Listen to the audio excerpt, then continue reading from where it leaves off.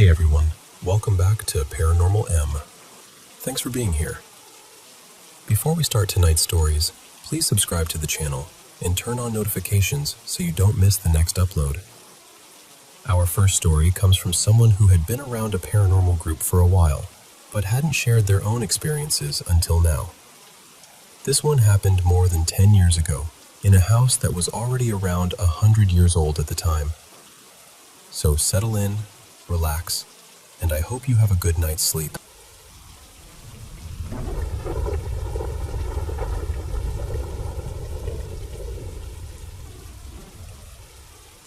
I've been part of this group for quite a while, just quietly reading other people's stories. But this is actually my first time sharing anything of my own. Over the years, I've had a few experiences I still can't fully explain. Only a handful of people close to me know about them, but I've been feeling like it's time to start telling them. So I figured I'd begin with one of the earliest ones. This happened a little over 10 years ago, back when I was living at my dad's place. He was out of town for a week, and I had invited a few friends over for a small cookout. Nothing big, just burgers on the grill, drinks on the back patio, and one of those easy afternoons where nobody is in a hurry to leave. There were maybe 5 or 6 of us outside. At some point, I told my friend Mason that I wanted to show him a video on my computer, so the two of us went inside. We came in through the back door, walked through the kitchen, crossed into the living room, and went upstairs to my bedroom. The layout matters a little here, so I'll try to explain it clearly. From the kitchen, there was an open doorway into the living room. Once you stepped into the living room, the stairs were immediately off to the right. There were a couple of steps, then a small landing, then another set of stairs going up to the second floor. At the top, you could turn left toward a spare bedroom, or right toward my room. Mason and I were upstairs for around 10 minutes, maybe a little longer, just looking at videos and messing around on the computer. Then we decided to head back outside with everyone else. I walked out of my room first, with Mason behind me. I started down the stairs, and right as I reached the bottom, I saw a man walk directly across the living room. He came from the kitchen area, crossed right in front of me, and headed straight into what used to be my dad's bedroom, which was just off the living room. And when I say I saw him, I mean I saw him clearly. He didn't look misty. He wasn't glowing.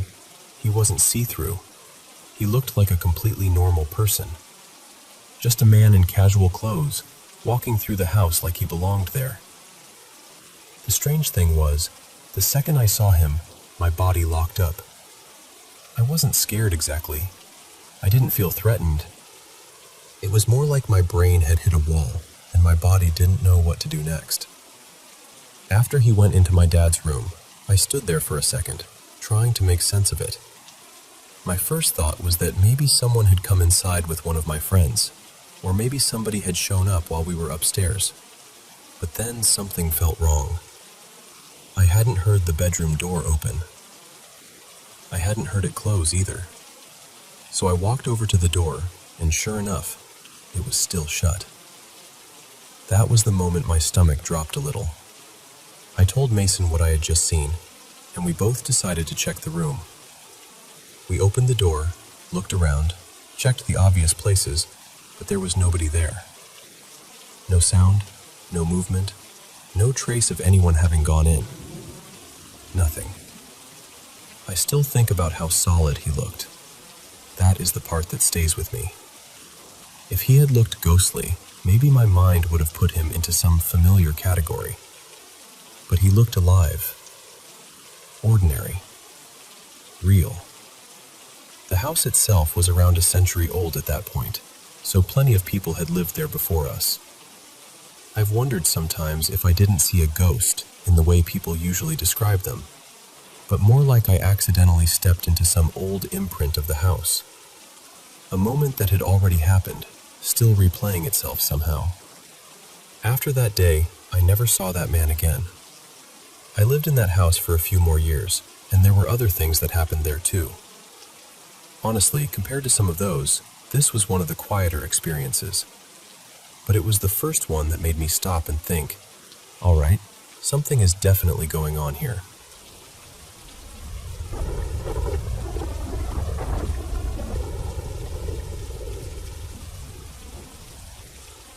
I should probably give you a little background first. When I was younger, me and two of my closest friends were really into ghost hunting. Not professionally or anything like that. More like curious kids with too much bravery and not enough common sense. We'd go wandering through cemeteries, poke around old abandoned houses, and visit places people swore were haunted, just to see if anything would actually happen. Around that same time, I got interested in darker occult-type books too. I remember reading a copy of the Necronomicon mostly out of curiosity, because it fit the kind of stuff I was into back then. These days, that book is packed away in a plastic bin in my basement, and I honestly haven't touched it in years. Over time, I've had a handful of strange experiences that I still can't explain. At my old place, I once saw what looked like a man walk straight through a bedroom door. And I don't mean a shadow or some blurry shape. I mean he looked like an actual person, solid and clear, the way anyone would look if they walked past you. But when I went into that room, nobody was there.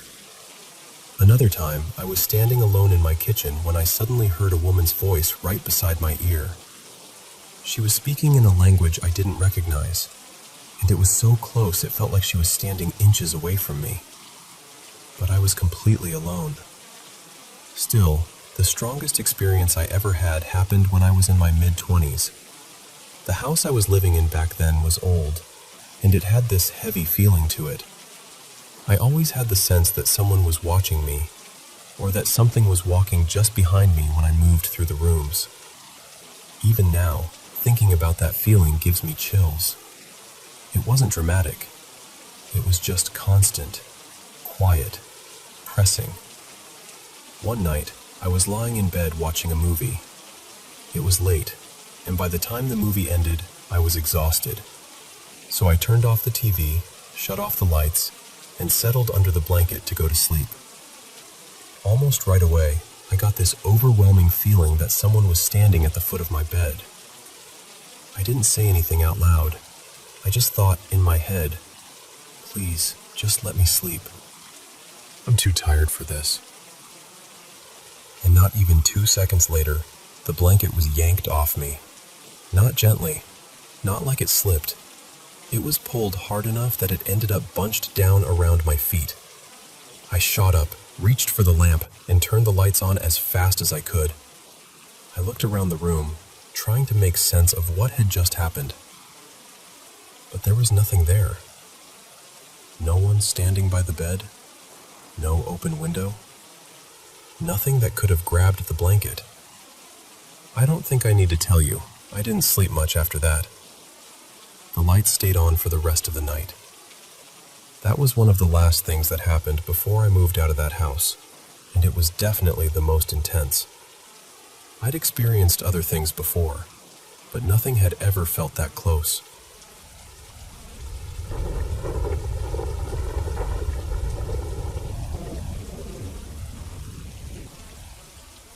I want to start by saying that I know this might have a perfectly normal explanation.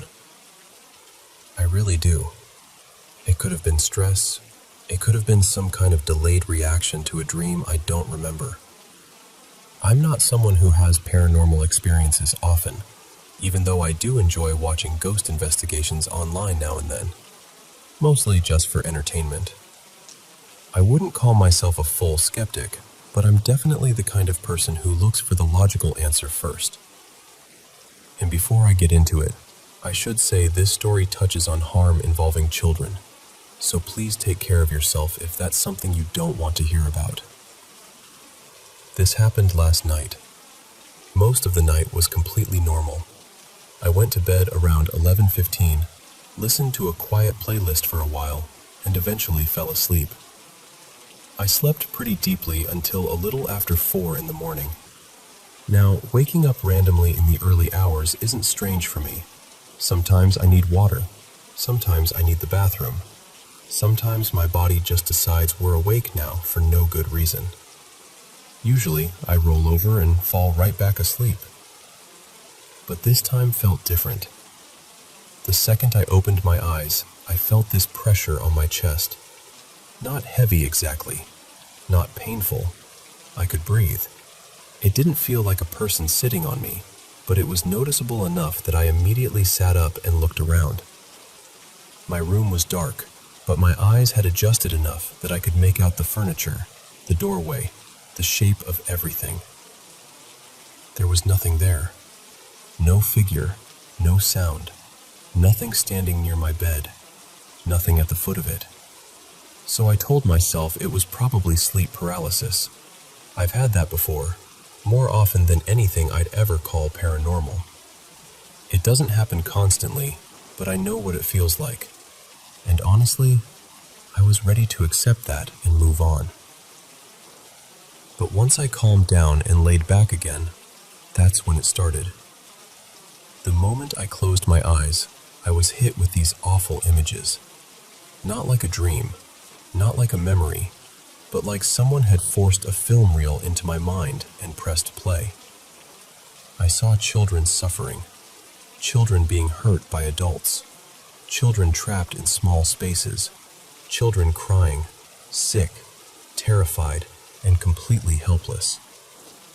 It came all at once, image after image, and it was so sudden and so cruel that I started crying almost immediately.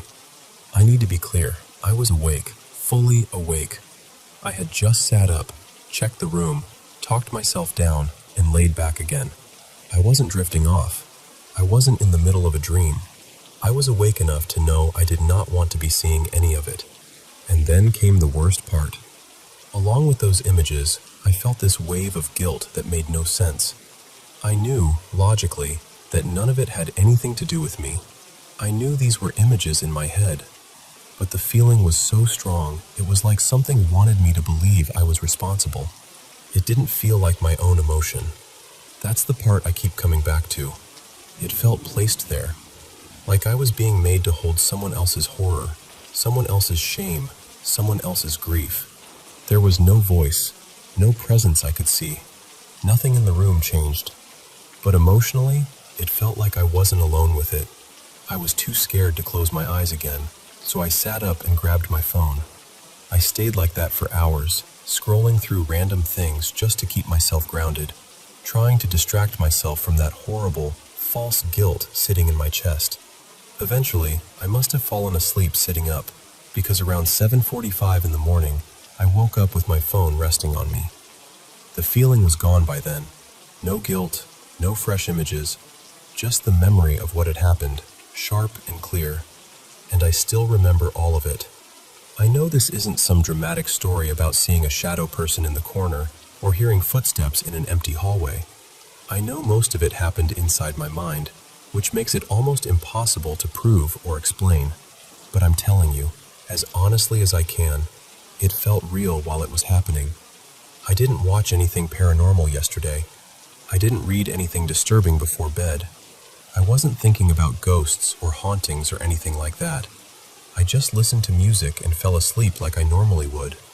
So now I'm left wondering what that was. A waking nightmare?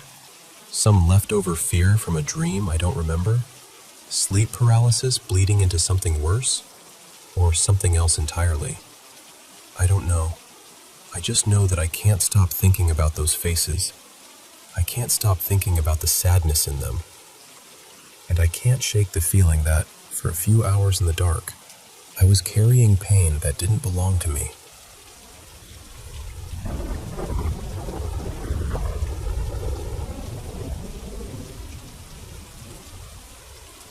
I want to tell you about something that happened twice in our house, but in this strange, mirrored way.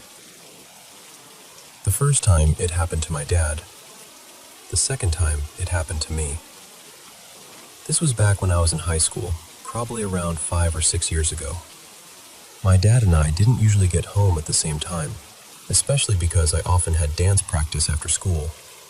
But every once in a while, our schedules lined up close enough that one of us would arrive not long before the other. On the first day it happened, my dad got home before me. He knew right away that he was alone because my little blue car wasn't in the driveway yet. He came inside through the garage like he always did, set his things down, and went into the bathroom on the first floor. While he was in there, he heard what sounded exactly like me coming in through the garage door.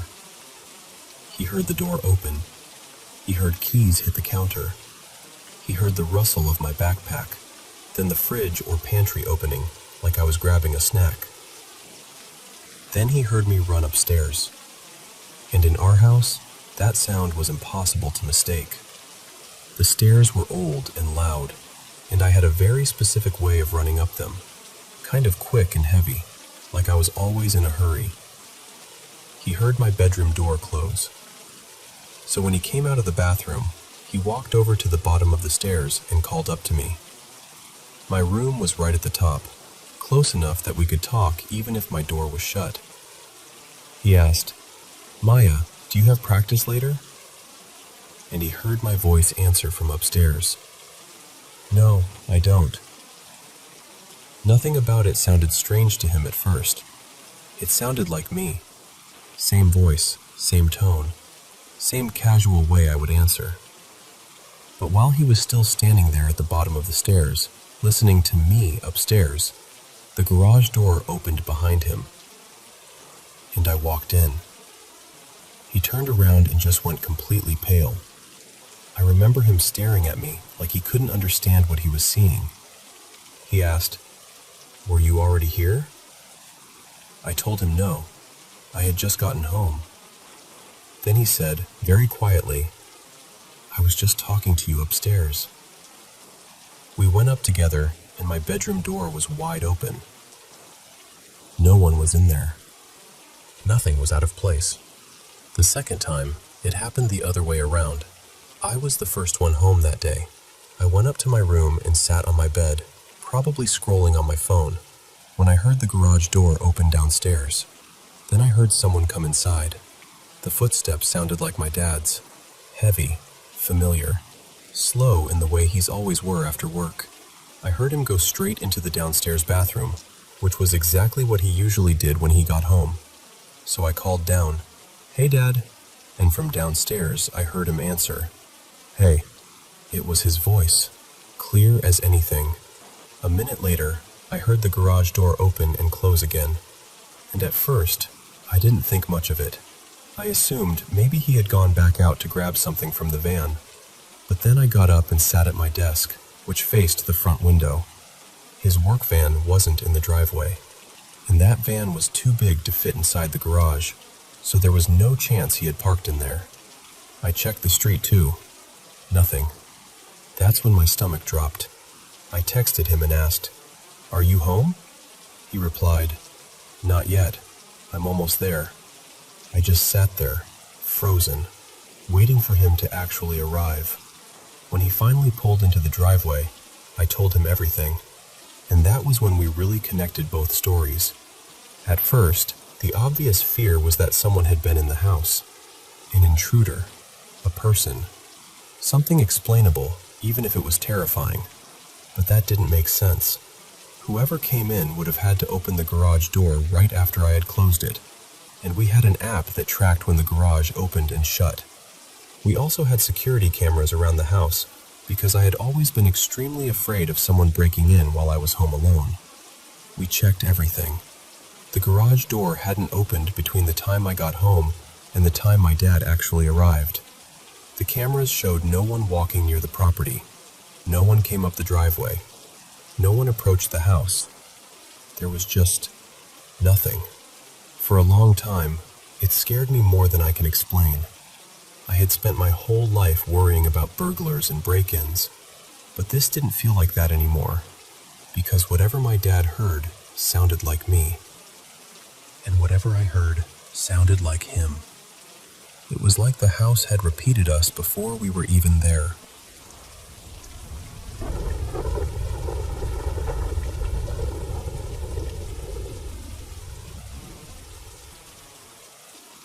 My little boy, Eli, was just shy of 2 when he started saying this word all the time.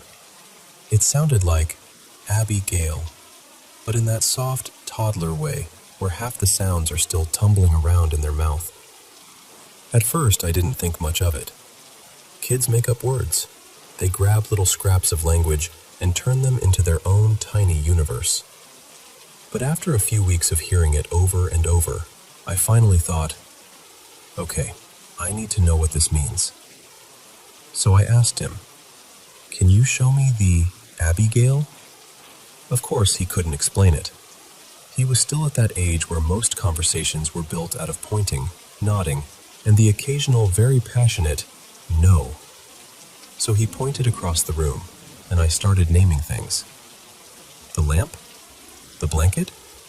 Your blocks? No, no, no.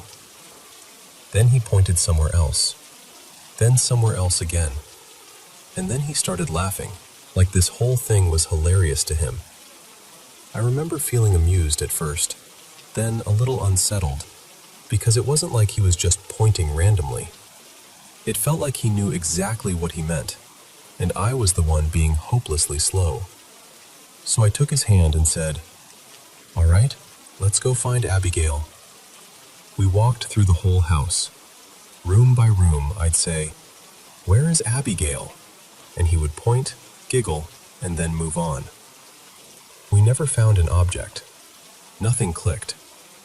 I even called a friend later and asked, "What do you think he's trying to say? Bagel? Baggy? Abigail?" We laughed about it, but I still couldn't shake the feeling that I was missing something.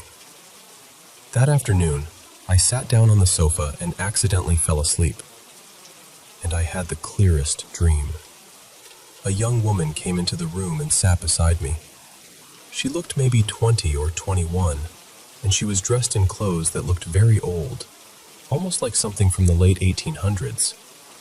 Nothing about her felt threatening, but she felt very present. She looked at me and said gently, "My name is Annabelle. I don't mean your family any harm. I visit your son sometimes.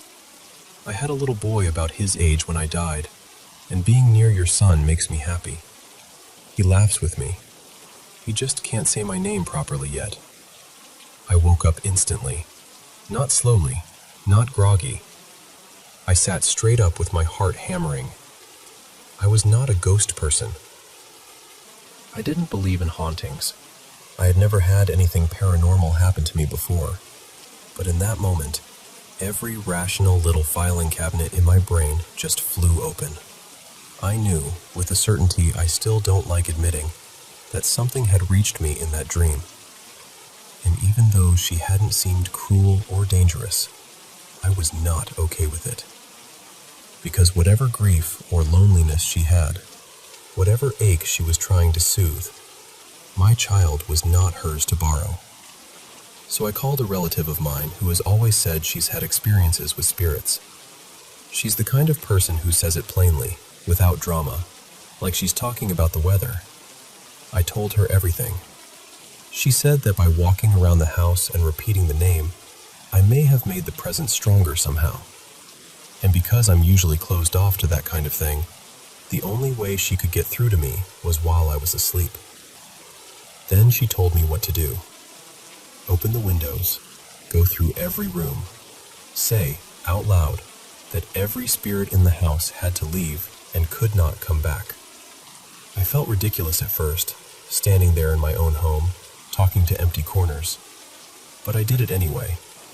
I opened every window, walked room to room, and said something like, "Any spirit in this house has to leave now. You are not welcome here. You cannot stay near my family, and you cannot come back." And I remember the air feeling strange. That's the only way I can describe it. It felt like the house was holding its breath, then suddenly exhaling, almost like something was being pulled out of the rooms. At one point, I even added, "Except for my dad, if he ever wants to visit."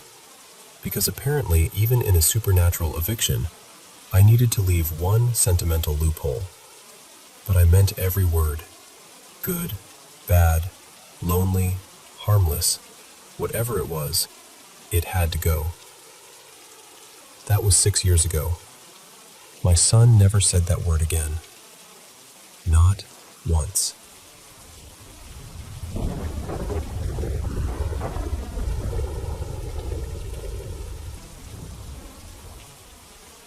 I grew up in my parents' house, and honestly, there were so many strange things that happened there that I could probably fill an entire book with them.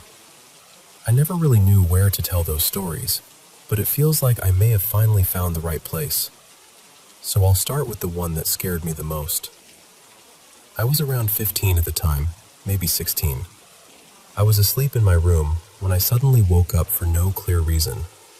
Not half awake, not groggy. I mean completely awake, like someone had snapped their fingers right beside my face. I looked at the clock, and it was somewhere after 3 in the morning. I don't remember the exact minute, but I remember feeling this little chill and thinking, of course it's 3-something.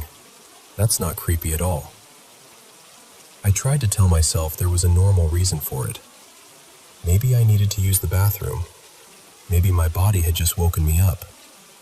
So I got out of bed, even though I already felt uneasy. That house always felt different at night, especially the hallway outside my room. During the day, it was just a hallway, but after dark, it felt heavy, almost like the air had weight to it. I opened my bedroom door and stepped out, heading toward the bathroom. As soon as I came out, I glanced to my right, into the kitchen. And that's when I saw him. There was a little boy standing there. He looked about 4 years old, maybe a little younger. He was wearing a dark suit, a white dress shirt, and a black tie. What shook me most was that he looked almost exactly like my little cousin Miles when he was that age. Not just any version of him either. He looked like Miles on the day of his mother's funeral. I couldn't move. I was standing there frozen, but my whole body was shaking so hard it felt like my bones were rattling inside me. My knees went weak, and I honestly thought I might drop right there in the hallway. For a few seconds, we just stared at each other. Then he turned away from me and started walking through the kitchen toward my mom's room. Her door was open. I wanted to scream for her. I wanted to make any sound at all so she would wake up and see what I was seeing. But nothing came out. It was like my voice had been taken from me. He kept walking until he reached her room. Across from her bed, she had this old cushioned chair, and he rested his forearm on the arm of it. Then he just stood there, watching her sleep. Somehow, I finally managed to pull enough air into my chest to whisper, "Mom." It was barely anything, but he heard it. He turned his head and looked back at me. Then he vanished. The second he disappeared, I ran back into my bedroom, shut the door, turned on the TV, and switched on every light I could reach. I didn't even try to sleep again until the sun came up. And for the next few nights, that's pretty much how I slept, with the lights blazing and the TV murmuring in the background like it was guarding the room. The part that still bothers me the most is the thought that maybe I woke up because he had been standing there watching me first. I hate that idea. I hate how possible it feels. And I still don't understand why he looked like Miles on the day of my aunt's funeral. I never saw him again after that, but other people in my family had mentioned seeing a little boy in the house before. I just never thought I would be the one to see him so clearly, standing there like a real person. I've been scared before, but nothing has ever felt like that. And I hope I never feel that kind of fear again.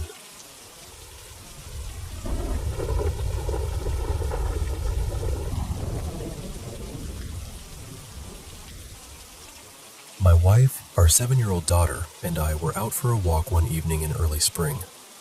There's this park not too far from where we live in Ontario, right by the water. It's a big place, kind of wooded, with a river running through it and a bunch of different trails branching off. It was around 5:30, maybe a little after, and the park was almost empty. It was still cold enough that there were patches of old snow tucked under the trees and along the banks, and that damp spring chill was in the air. We were walking along one of the paths that follows the river when everything suddenly got quiet. And I mean really quiet. A few minutes before, we'd been hearing birds, squirrels rustling around, little branches snapping in the brush. Then all at once, It was just the wind and the sound of the river moving beside us. At first, I didn't think much of it. It felt strange, sure, but not dangerous. Not yet. Then my daughter stopped walking. She pointed across the river and smiled, all excited, and said, "Mommy, look! The wolf went swimming." My wife and I both turned to look. On the opposite bank, there was this huge wolf pulling itself out of the water. The river was moving fast, and it had to be freezing. There was still snow on the ground, so I don't know what would make an animal go in there. But this wolf just dragged itself up onto the bank, soaked from head to tail. It shook itself off, then turned and looked straight at us. That's when the feeling changed. Our daughter loves animals, so she thought it was amazing. She started trying to wave at it and say hello. But my wife and I both felt it at the same time. Something about it was wrong. It wasn't just looking at us. It was staring. It had this pale gray coat, almost white in places, and dark eyes. The way it looked at us didn't feel like an animal being curious. It felt focused. Too focused. Like it understood exactly what it was seeing. My wife whispered something under her breath, and I felt her grab my arm and pull our daughter closer. The wolf didn't move. It just stood there, dripping wet, staring across the river. I told our daughter quietly that we needed to keep walking. I said the wolf might be sick and we should leave it alone. So we started moving again, and the wolf followed us. It stayed on the other side of the river, walking along the bank while we walked on the path. It never looked away. Not once. Its head stayed turned toward us the whole time, even while it moved. My daughter still didn't understand why we were nervous. She said, "Maybe he likes us." I told her again that it might be sick and that wild animals need space. I tried to keep my voice calm, but honestly, I wanted us out of there as fast as possible without making her panic. The whole park still felt dead silent. No birds, no squirrels. Nothing but the water and our footsteps. The wolf kept following until the path curved into the trees and we couldn't see the river anymore. After a few minutes, the normal sounds slowly came back. Birds, branches moving, animals in the brush. It was like the park started breathing again. My wife and I didn't say much on the way back to the car. We were both rattled. I tried to convince myself it was just a strange animal encounter. Maybe the wolf was sick. Maybe it had been chasing something. Maybe we just caught it at a weird moment. But the next morning, I went outside for a smoke, like I usually do, and I noticed prints in the soft dirt and melting snow near the side of the house. Large paw prints. Too big to be from any normal dog around here. They came toward the house and stopped right below our living room window. The part I still can't get past is this. There were prints leading up to the window, but none leading away. I called my wife outside, and we both looked around. We checked the yard, the side of the house, the driveway, everywhere. We couldn't find a trail leaving, just the tracks coming in and ending there. We checked inside the house, even though obviously nothing was there. I don't know what we expected to find.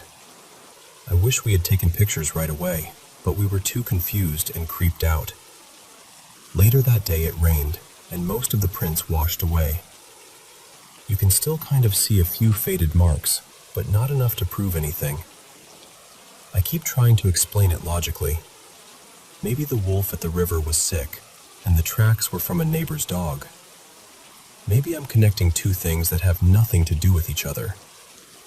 But the prints weren't there the day before, and none of our neighbors let their dogs roam around at night. I don't know what we saw by that river, and I really don't know what came up to our window.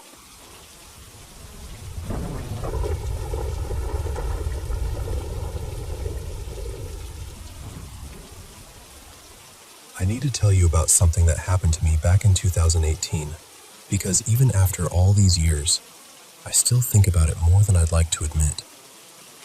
I've never been someone who jumps straight to ghosts. I still don't, really. Part of me keeps trying to file this away under stress, old pipes, tired eyes, strange timing. But there's another part of me that knows how it felt living in that place, and that part has never been able to relax about it.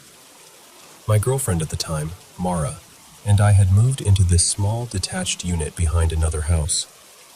From the outside, it looked ordinary enough, maybe a little tired, but nothing alarming. Inside, though, the layout was odd. When you came through the front door, you stepped into this strange little sunroom, almost like someone had tried to turn a garden patio into part of the house. From there, you went up into the kitchen, then straight ahead into the lounge. Off one side were 2 spare rooms, and on the other side was this poorly built enclosed porch that always felt slapped on as an afterthought. If you turned left from the kitchen, you'd pass the bathroom and go into the main bedroom. That room had a tiny ensuite, and beyond it there was another small room that had clearly been added later. The brick matched the rest of the unit, but the floor didn't.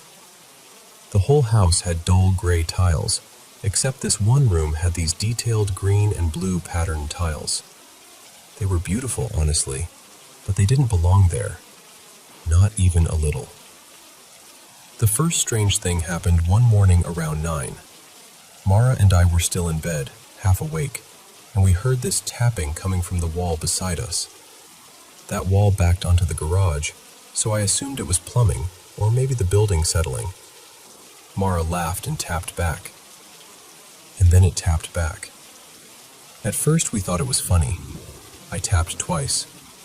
It tapped twice. She tapped a little rhythm. It copied her.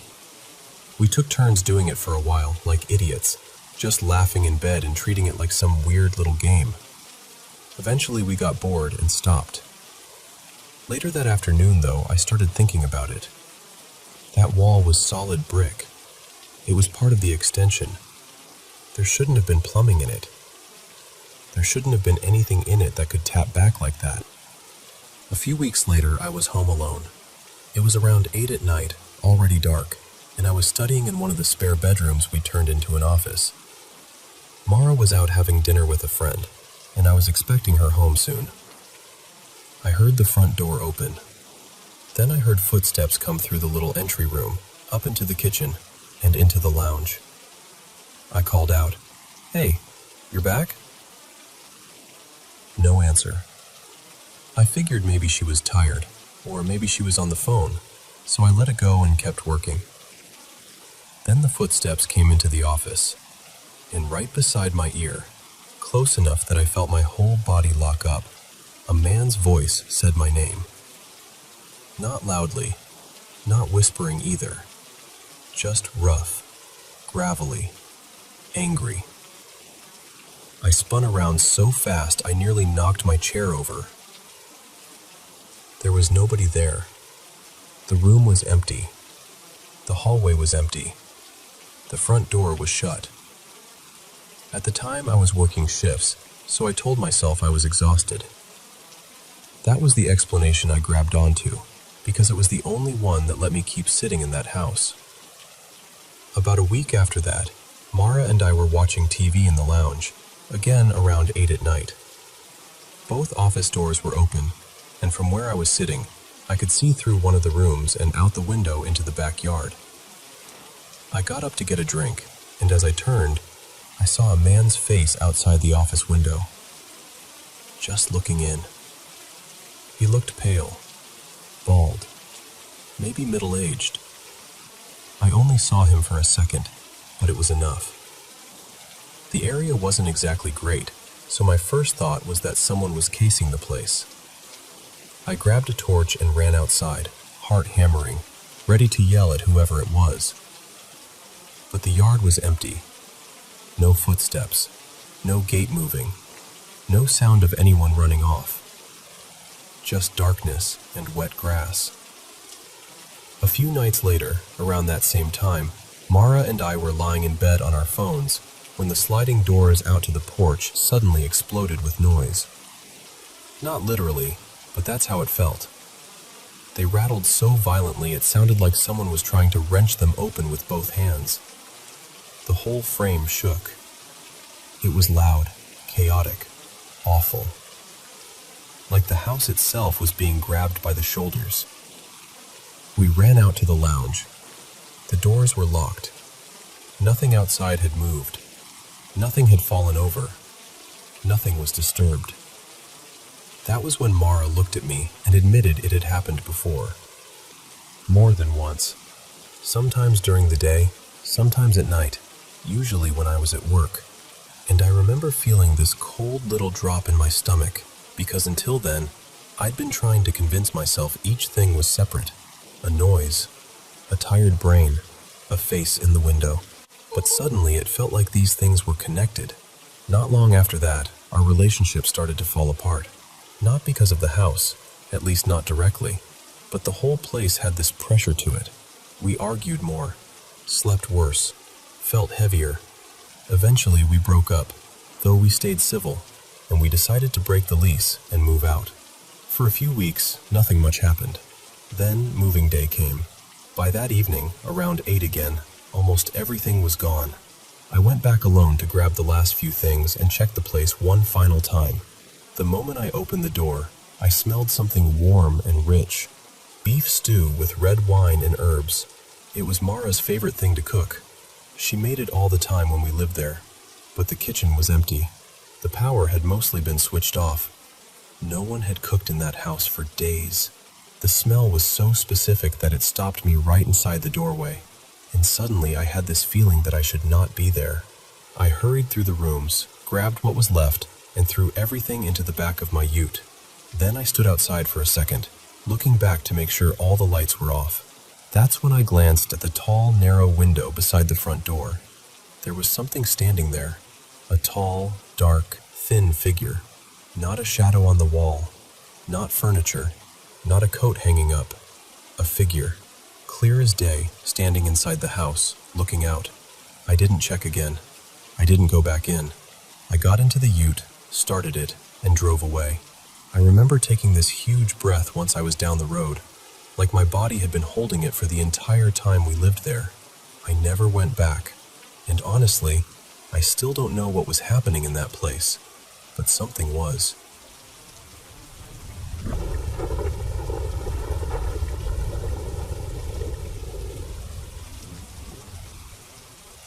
I've spent most of my life feeling like something has been attached to me. I know how that sounds. I really do. It sounds dramatic, or impossible, or like something I must have imagined when I was young and then carried with me. But I don't think that's what this is. I don't know what else to call it except a presence. A figure. Something that has been around me for as long as I can remember. The strange part is, it has never really hurt me, not directly. It doesn't come after me the way it seems to come after other people. With me, it's more like it watches. It stays close. I'll catch it in the edge of my vision, just for a second. Tall and dark, gone before I can fully turn my head. Sometimes I don't see it at all, but I feel it there. Like the air in the room has shifted. My mother was the first person who ever talked about it.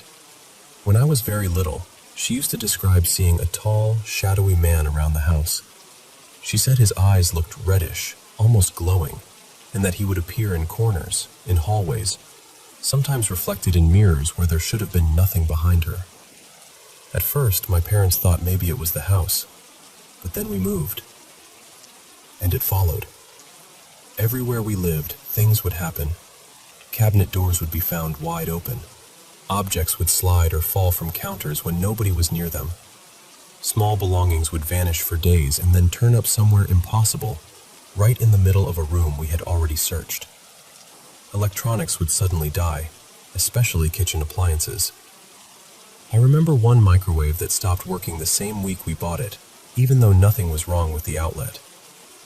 My parents said the worst of it happened at night. They would wake up from horrible dreams, or feel like something was standing over them. My father once said he felt hands tugging at the blankets. My mother had scratches she couldn't explain. My brother, years later, described the same tall figure without anyone coaching him. He said it stood too still, too straight, and that looking at it made him feel sick. As I got older, it didn't fade. It spread. If I stayed at a cousin's house or slept over at a friend's place, I would sometimes hear about it later. Someone would pull me aside and ask if anything strange happened around me. They would describe hearing whispers, seeing a dark shape near the doorway, feeling watched from the hallway. A few people mentioned missing items. Others said they had nightmares after I stayed there. That was the part that scared me most. They were all describing the same thing, even when I had never told them about it. Some of my relatives are deeply religious, and even they didn't know what to do with it. They prayed over their homes. They had rooms blessed. One aunt kept holy water near every doorway for weeks. She told me the activity would calm down for a little while, but then it would start again. Always when I visited.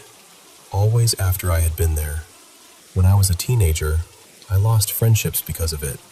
People who had been close to me suddenly became distant. A few refused to talk about what happened at all. One friend looked genuinely frightened when I tried to bring it up, and after that, she barely spoke to me. I also noticed something else, though I don't know whether it's connected. People who experienced it seemed to become more hostile toward me afterward. Not right away, but slowly, like something sour had been poured into the relationship. Now I'm an adult, and it's still here. I've tried to convince myself I'm wrong. I've wondered if I'm imagining it. I've asked myself whether I'm making connections that aren't really there. But then someone else describes it again. The height, the shadow, the eyes, the feeling of being watched. And I'm right back where I started. The reason I'm talking about this now is because it has started affecting my partner. We don't live together. They live about half an hour away from me, and I only visit sometimes. But lately, they've been telling me that almost every night, something is happening in their house. They've woken up with scratches and bruises. They hear whispering when nobody is there. Pictures have fallen from the walls. Crosses have slipped off nails. There's banging in the walls, bad dreams, heavy footsteps in empty rooms. Their home has been blessed more than once. I've been prayed over and cleansed by their priest several times too. For a few days, things might seem quieter, but then it comes back. And now I can feel my partner pulling away from me. I don't blame them. I hate that anyone near me has to feel afraid. I hate that people I care about end up dragged into this thing I don't understand. I don't even know what it wants. I don't know why it has stayed with me for so long, or why it leaves me mostly alone while frightening everyone around me. I know this sounds unbelievable. I know it sounds like a story someone would tell in the dark just to scare people. But for me, it has been my whole life. And honestly, I just want it to stop.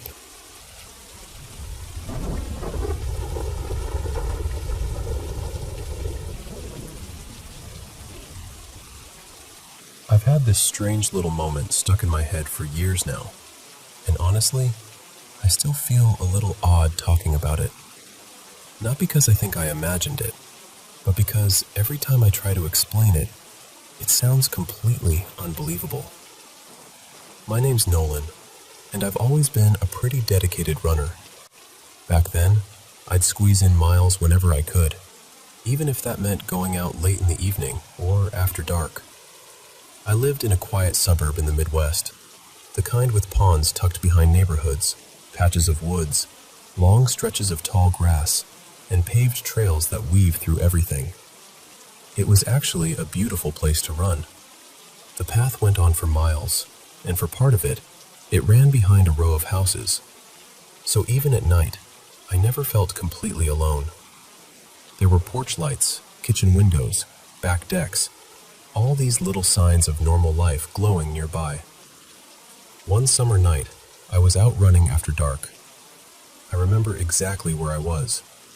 Houses were on my right, and on my left there was this thick, waist-high grass hiding a small pond behind it.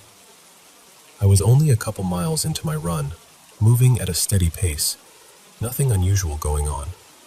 And then, this light came out of the grass.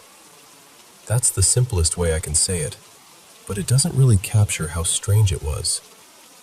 It was a bright white orb, maybe about the size of a softball, and it came rushing out from the tall grass like it had somewhere to be. Then it bounced onto the paved path in front of me. Not flickered, not floated, bounced.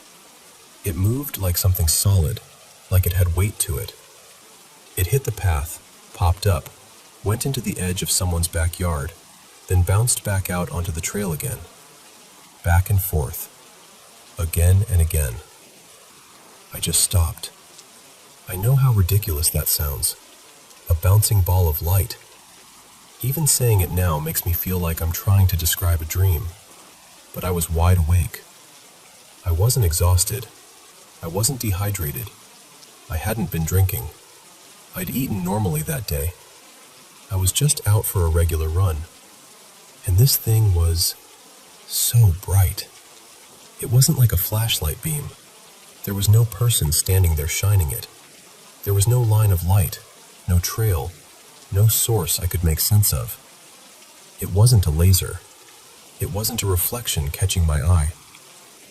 It had this weird density to it, almost like the light itself was a physical object. That's the part I keep coming back to.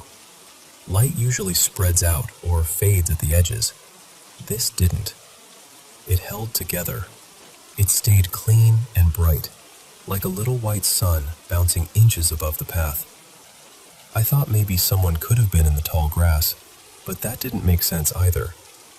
That grass was thick, and anyone hiding in it would have been dealing with ticks, mud, and who knows what else. And the light wasn't blocked by the grass at all. It came out of there smoothly, like the grass wasn't even in its way. I wish I could tell you I stayed and studied it. I wish I had pulled out my phone and taken a picture, but I didn't. I was scared, really scared. Something about it felt wrong in a way I can't explain. My whole body just said, "Nope, go home." So I turned around and ran back the way I came. I've thought about that so many times since then. My eyesight isn't perfect, but I had my glasses on, and I could see the path clearly. The houses behind me were lit. The trail wasn't pitch black. I know what I saw well enough that I can still close my eyes and picture it exactly. That bright white orb, bouncing across the path like it belonged there. And every time I remember it, I still get that prickling feeling on the back of my neck. I don't really know what I'm looking for by telling this. Maybe I just want to know whether anyone else has ever seen something like that. Some strange ball of light that moved like it had weight. Something too bright and too solid to be a bug, dust, a flashlight, or anything normal. Because even after all this time, I still don't know what to make of it.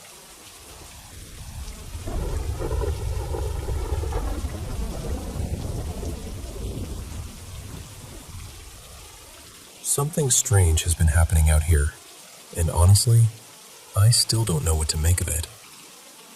It started a few nights in a row, then stopped for a while, and then, out of nowhere, it came back. And the sound is so clear. I mean, if you've ever heard a bicycle rolling over a dirt road, you know that sound. That soft, gritty crunch of tires over loose gravel and packed earth. That's exactly what it is. I live on a dirt road, way out in a quiet, rural mountain area. It isn't a scary place. Most nights, it's peaceful. You hear owls, bugs, coyotes in the distance, maybe something moving in the trees. Normal mountain sounds. But this only happens when I get home from my evening shift, usually sometime between 11 and midnight. I've taken the dogs out later than that, even around 2 or 3 in the morning, and I never hear it then. only right after I get home. At first I thought, that's odd. Who's riding a bike out here this late? But then I realized the sound wasn't just passing by once. It kept going, back and forth past my driveway, except somehow it always sounded like it was moving in the same direction. It would start louder on the left side of the road, then fade off toward the right. Then a little while later, there it was again. Left to right, left to right. Never the other way. I tried to be reasonable about it. Maybe someone really was riding a bike and casing houses. Maybe it was an animal moving through the brush, and my brain was turning it into a familiar sound. Maybe it was some weird echo from across the valley, because sound travels strangely out here. Coyotes can sound like they're right beside you when they're actually far away. But I'm telling you, it sounded exactly like a bicycle. Then I heard the breathing. Not normal breathing. Not the steady in and out rhythm of someone riding up a road at night. This was more like an animal. Like a dog sniffing around, then clearing its nose with that little huffing sound. My shepherd Milo does it all the time when he's been nosing around in the weeds too long. That's what it sounded like. A huff, a chuff, every few seconds. And that was enough for me. I got myself inside and told myself, it's probably just an animal. You're tired. Your brain is matching it to sounds you already know. The next time it happened, though, the whole mountain was dead silent. That was what bothered me. Usually there's something. Owls, crickets, coyotes, a branch shifting, anything. But that night, there was nothing except my dogs breathing beside me. I got both of them inside without letting them finish their business. I've heard enough warnings about the woods at night to know that when everything goes quiet, you don't stand there being curious. You leave. But then I heard it again. The bicycle sound. And I don't know what got into me, but I wanted to figure it out. So I stepped back outside. This time, it got louder. I was standing in the garage. The dogs were inside. The only light came from behind me, and I couldn't see the bottom of the driveway because everything past the garage was just black. But I swear, the sound was right there, right at the end of the drive. I backed up, closed the garage door, and the second it shut, the sound stopped. The next time it happened was during the last full moon. It was bright enough outside that I could see across the whole valley. I heard the tires again, that rolling crunch on dirt, and I stood there scanning everything like I was investigating a crime scene. The trees, the road, the ditches, the shadows. If it was a person, they would have had to be hiding behind something. But there was nothing. No bike, no rider, no animal. Nothing moving at all. Just the sound. The most recent time, I had the dogs outside. They were doing their business, and then I heard the breathing again. Only this time, there were footsteps too. Not human footsteps, more like hooves moving through grass. And look, I know it could be an animal. I'm a logical person. Deer, elk, something wandering close to the road. That would make sense. But here's the part I can't get past. Milo didn't react. Not once. This is a 90-pound German shepherd. If there's an animal nearby, or a person, or anything moving in the dark, he notices. His ears go up. He stares. He barks. He smells everything. But while I was standing there panicking, convinced something was down by the driveway, he acted like nothing was happening. I called him over and made him sit between my legs because I was so freaked out. Still, nothing. No ear twitch, no growl, no looking toward the road. My other dog didn't react either. Neither of them heard it. But I heard it clearly. It wasn't some branch snapping far away, or a faint noise from across the valley. It sounded close. Right there. Tires on dirt. breathing in the dark, hooves in the grass. So now I keep asking myself, what am I hearing? Is there an animal that can make a sound like a bicycle rolling down a dirt road? And even if the breathing is an animal, what's making the tire sound? Because I'll be honest with you, I am not going outside to find out whether elk have learned how to ride bikes.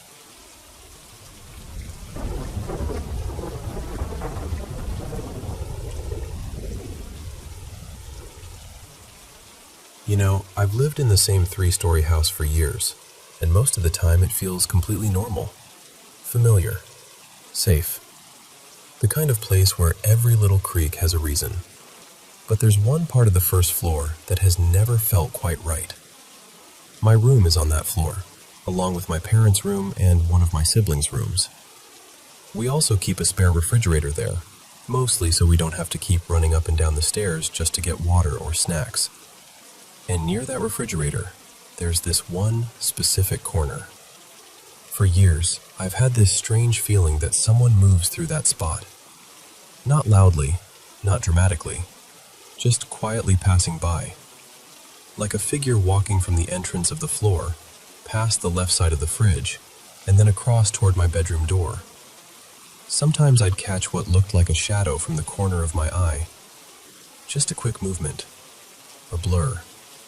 Gone before I could properly look. I always told myself it was nothing, just my mind filling in the blanks. You know how the brain can be, especially when you're tired or alone. It loves turning silence into little ghost stories. But the weird part is, I never really noticed it when I was looking directly at that area. It was always when my attention was somewhere else. I'd be sitting in my room, working on my laptop with the door open, and suddenly, I'd get this strong feeling that someone had walked past my doorway. Except, nobody would be there. I work from home, so during the day I'm usually the only one on that floor. And still, every now and then, I'd feel it. That same movement, that same direction, that same little chill in the air. Then one night, things got harder to explain. It was late, probably around 2 in the morning, and I was sitting in my room with 2 of my siblings, Naira and Sammy. We were just talking, the way you do when it's too late to be awake but nobody wants to sleep yet. At some point, I got up to get some water. The moment I stepped out near the refrigerator, I felt it again. But this time, it wasn't just a shadow or a passing thought. It felt like someone had walked right beside me, close enough that my whole body reacted before my brain could. That presence was so clear, so sudden, that I just turned around and hurried straight back into my room. Naira looked at my face and immediately knew something was wrong, so I told them. For the first time, I finally said out loud what I had been experiencing for years. The shadow, the feeling, the movement near the fridge, that specific path from the entrance toward my room. And that's when both of them went quiet. Because apparently, they had felt it too. Not once, not recently. For years, in the same exact spot. That's the part I still can't shake. One person can imagine something, sure. 2 people maybe. But 3 people sensing the same thing, in the same corner, over the course of years? I don't know. That starts to feel less like imagination, and more like the house is holding on to something. And the reason I'm even talking about it now is because it just happened again. A little while ago, I was sitting outside near the refrigerator. It was sometime after 3 in the morning. I had made myself a cup of warm water and was sitting near my workstation, just trying to relax for a minute. Then I felt something in the room beside me, the room where my parents were sleeping. It felt like someone was standing at the doorway, watching me. Maybe it was nothing. Maybe it was just my tired brain making shapes out of shadows. I do have a pretty active imagination, and I know that. But still, while I was writing this down, I heard a tiny crackling sound from the little kitchen area nearby. It was probably just the induction stove cooling down after I used it to warm the water. Probably. I keep telling myself that. And honestly, if something really is here, whatever it is, it has never hurt us. It has never done anything aggressive. It just passes by. Watches, maybe. Exists quietly in that one part of the house. I just hope it stays that way.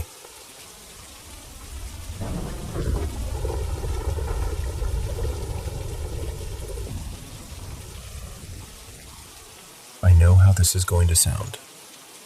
I'm a practical person. I've always been the one who wants evidence, explanations, something I can hold in my hand and point to. I don't believe in ghosts. I never have. But a few weeks ago, just before dawn, I was sitting alone on a bench near the old footbridge with a bottle of pills in my coat pocket. It must have been around 3:30 in the morning. The park was empty, cold, and so quiet it almost felt sealed off from the rest of the world. And then there was Luciano. I didn't hear him arrive. I didn't see him walk over. One moment I was alone, and the next he was sitting at the far end of the bench, looking up at the moon like it was telling him a secret.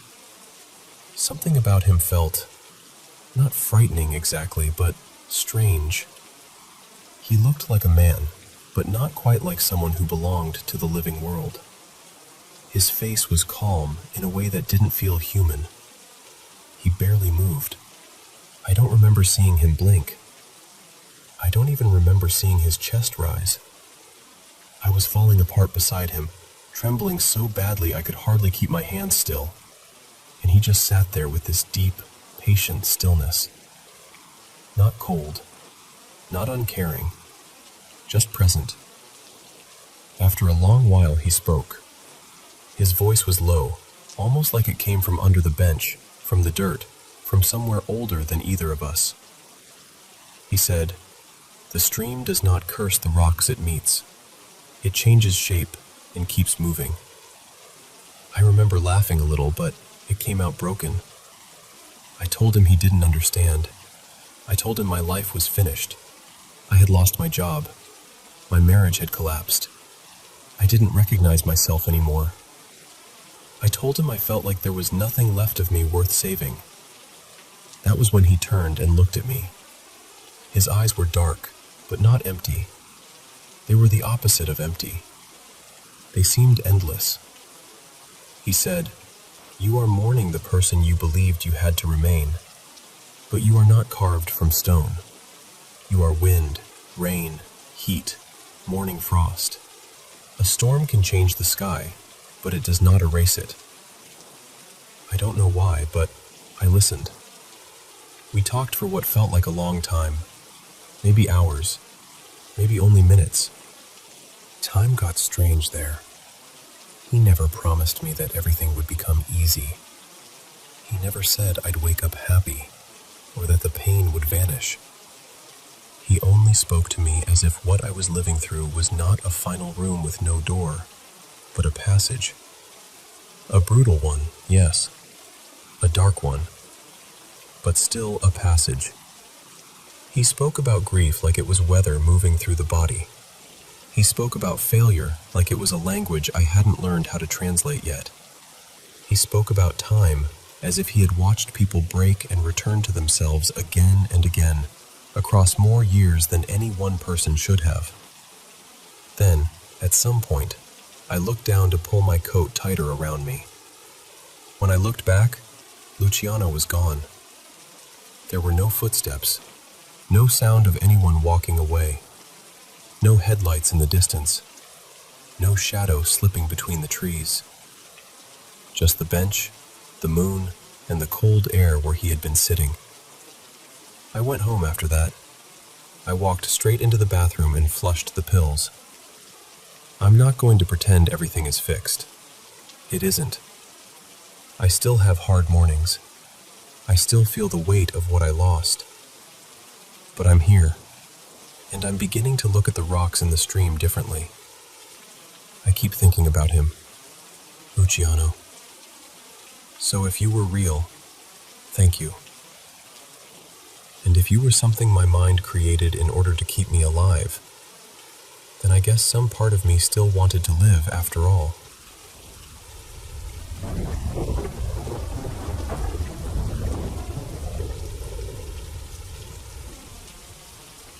I've always grown up with little strange things happening around our house.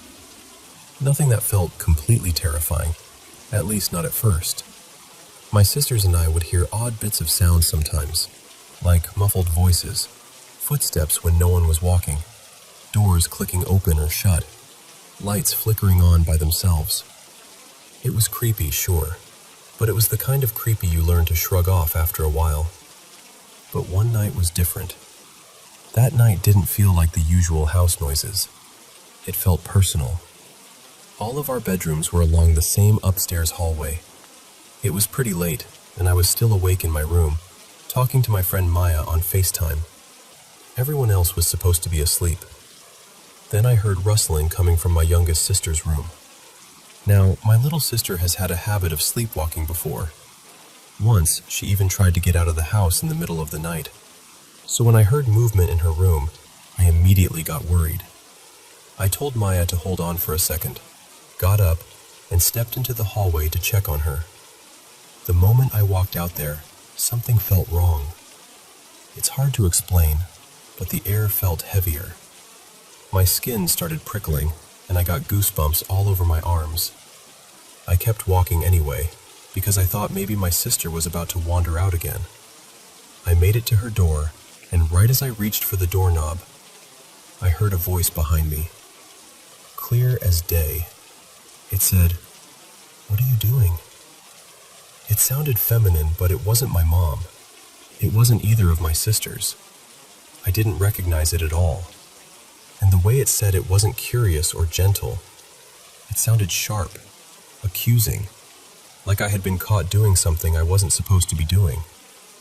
I froze for half a second, and then every part of me just said, "Get away." I backed away from my sister's door and ran straight down the hallway into the living room.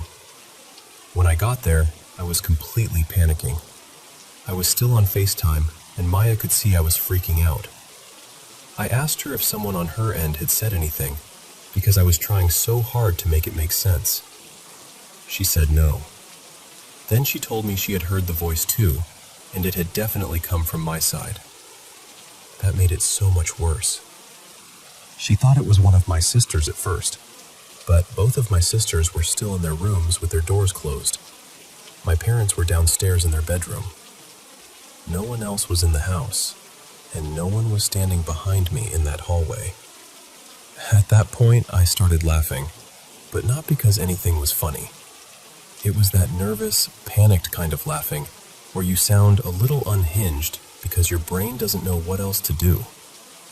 My sisters eventually woke up and came out to see why I was making so much noise. Then my mom texted me from downstairs, telling me to quiet down because I had woken her up. I texted back, "I almost died," which, looking back, was not exactly the most comforting thing to send your mother in the middle of the night. I was joking, sort of, but I was also still terrified. Then I explained what had happened, and that's when things got even stranger. The next morning, my mom told me what happened from her side. She said she woke up because she heard me being loud upstairs, sent me that text telling me to be quiet, and then started drifting back to sleep. But right after that, she felt something near her, like someone's face was close to hers. Then a voice harshly whispered right in her ear, "Help me." She woke up completely and looked around the room, but nobody was there except my dad, who was asleep beside her. And right around that same moment, my text came through saying, "I almost died." Sorry, Mom. When we talked about it properly the next morning, we both described the voice almost the same way. Harsh, feminine, unfamiliar, not like anyone in our family. My mom still tries to brush it off and says maybe she was half asleep and imagined it. And honestly, maybe that would explain her part. But it doesn't explain mine. I was wide awake. I was standing in the hallway, and my friend heard it through the phone. Since that night, I haven't heard that voice in the hallway again. But every now and then, when I walk past my sister's door, I still get goosebumps. And sometimes, I get that awful feeling that someone is standing right behind me, just close enough to whisper.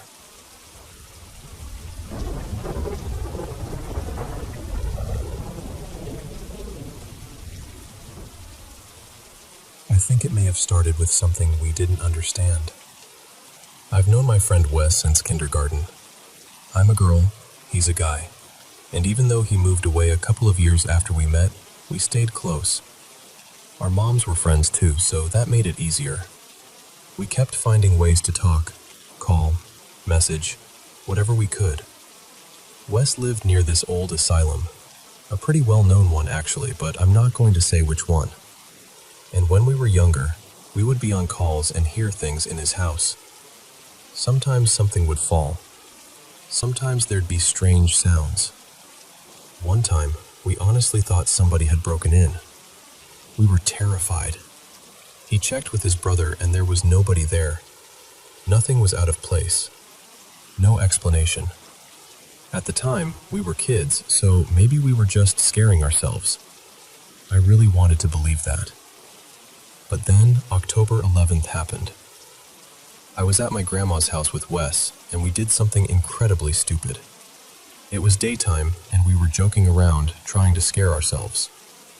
We found this rock outside and decided to put a little bit of our blood on it. We said dumb things like, "Whoever wants us can have us." I know how that sounds now. I wish I could go back and stop us. We laughed it off and went on with the sleepover. But later that night, we were in the basement, running around and trying to be quiet. Wes looked down the hallway and he just froze. I mean, completely froze. Then he started panicking. Not fake scared, not joking.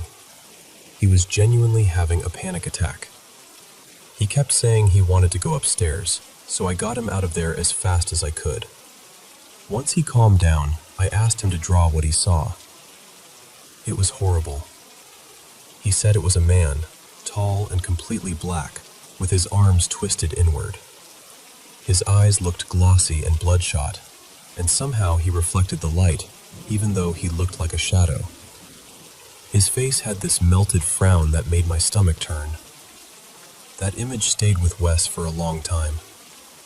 After a while, I convinced him we were safe, and we went back downstairs. But the basement felt wrong.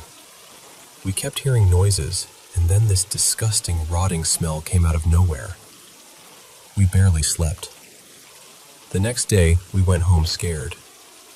On Halloween, something similar happened again. We heard what sounded like another break-in.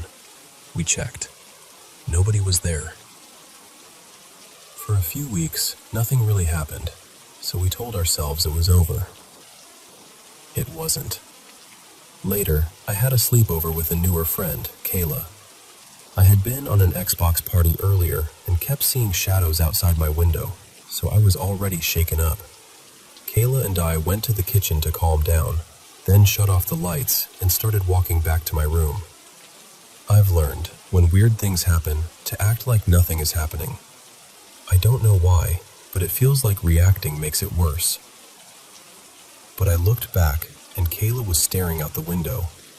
Then she shoved me and told me to run.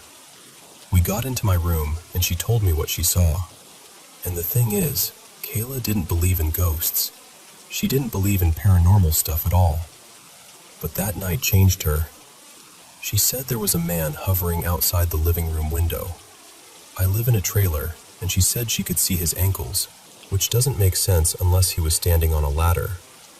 He looked older, maybe in his 50s. His arms were bent inward, just like Wes had described. His face was partly gray, his eyes were squinting, and there was that same strange reflection from the light. She said he stared right at her. After that, more things kept happening. Noises, shadows, cold spots. That feeling of being watched when you know nobody is there. Then, on March 23rd, Wes and I were hanging out again. We were in one of those moods where you want to be scared, like when you want to watch horror videos even though you know you'll regret it. Instead, we tried Bloody Mary.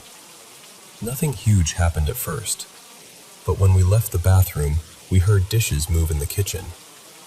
There was no one in there.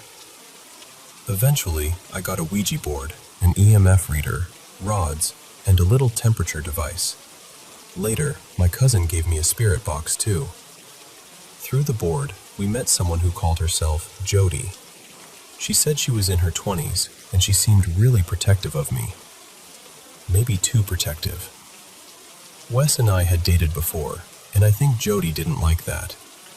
I had a broken closet door leaning inside my closet. It could not have fallen on its own. But one morning, as Wes was waking up and sitting up, the door suddenly dropped right onto his head, perfectly lined up. I woke up immediately, which is strange because I'm a heavy sleeper. I was still weak and half asleep, but somehow I picked the door up and put it back exactly how it had been. Later, we asked the board if Jody had done it. It said yes. There were other moments too. I had an ex who tried to use the board without me, and it wouldn't work. But when I used it alone, it did. A few days later, he showed me he was not a good person at all, and that made me wonder if maybe Jody knew before I did. Then Kayla started coming around more. At first, it was just little things, shadows, sounds, the feeling that something was nearby. But the more she was around me, the more she started seeing things too. Then came Wes's birthday. Kayla was there, along with a few other friends. Wes also had 2 haunted dolls, which honestly didn't help the atmosphere. We were listening to scary stories when I saw him down the hallway. The Shadow Man. That's what we started calling him. I panicked, but the night kept going. Soon we started hearing someone near the front door. Then the sounds moved slowly toward the back of the house, toward the sunroom, which was unlocked. We checked. No one. That whole night was full of noises, sightings, and everyone getting scared all over again. The most recent stuff happened last weekend.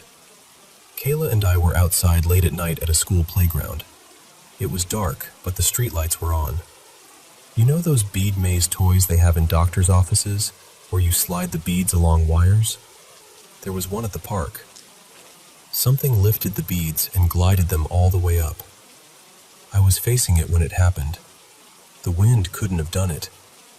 Maybe it could have been a kid hiding out after dark, but I didn't see anyone. We sprinted home. While we ran, we saw shadows in backyards and heard footsteps behind us. The next night, we went out again. We picked up another friend, Ella, and rode bikes around. We ended up near the park again, by this big parking lot. I saw him first, but I brushed it off because I didn't want to scare anyone. Then Kayla saw him too. After that, we all started hearing and seeing things everywhere. Under cars, on roofs, in backyards. When we got home, Kayla and Ella wanted to go into the backyard. I followed them, but Ella kept saying, "Skinwalker," because every time she said it, the dogs would all stare at the same tree. That was one of the only times I truly felt unsafe. Not just scared. Unsafe. I told them I didn't feel right and wanted to go in. I was also getting sick from the cold. My throat gets tight. I start shaking badly. My skin gets red, and I can't warm up. Kayla said, "I think you're just scared." That upset me because I knew what I felt. The next day, Ella was gone before I woke up. Kayla and I went back outside, and then Wes sent a video of his door slamming shut by itself. That's when I realized this was getting out of hand. Kayla hears things by herself now. She sees things by herself now. It feels like whatever this is, it's getting stronger. Later that day, I got hurt pretty badly and couldn't walk well, so I waited alone at the park while Kayla went to get ice. Ella wanted to come back, so Kayla went to pick her up. By then, it was getting dark, and it started raining. I moved my stuff under a covered spot by a glass door and stood there, watching the dark. Then my PTSD kicked in, and I had to move away from the glass. I put my back against the brick wall instead and stayed on the phone with Kayla while she and Ella were on their way back. I was looking to my right when I heard voices. I knew it wasn't them, but I still asked, "Was that you guys?" It wasn't.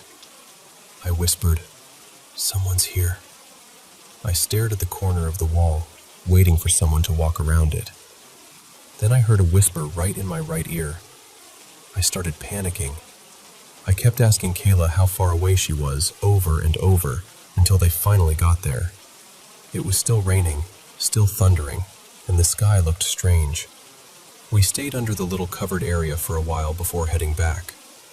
The whole walk home, we kept hearing things, seeing things, feeling things. Eventually, we went to Kayla's, met up with some other friends, and then Kayla came home with me because I needed help walking. Nothing else happened that night, but I don't think it's over.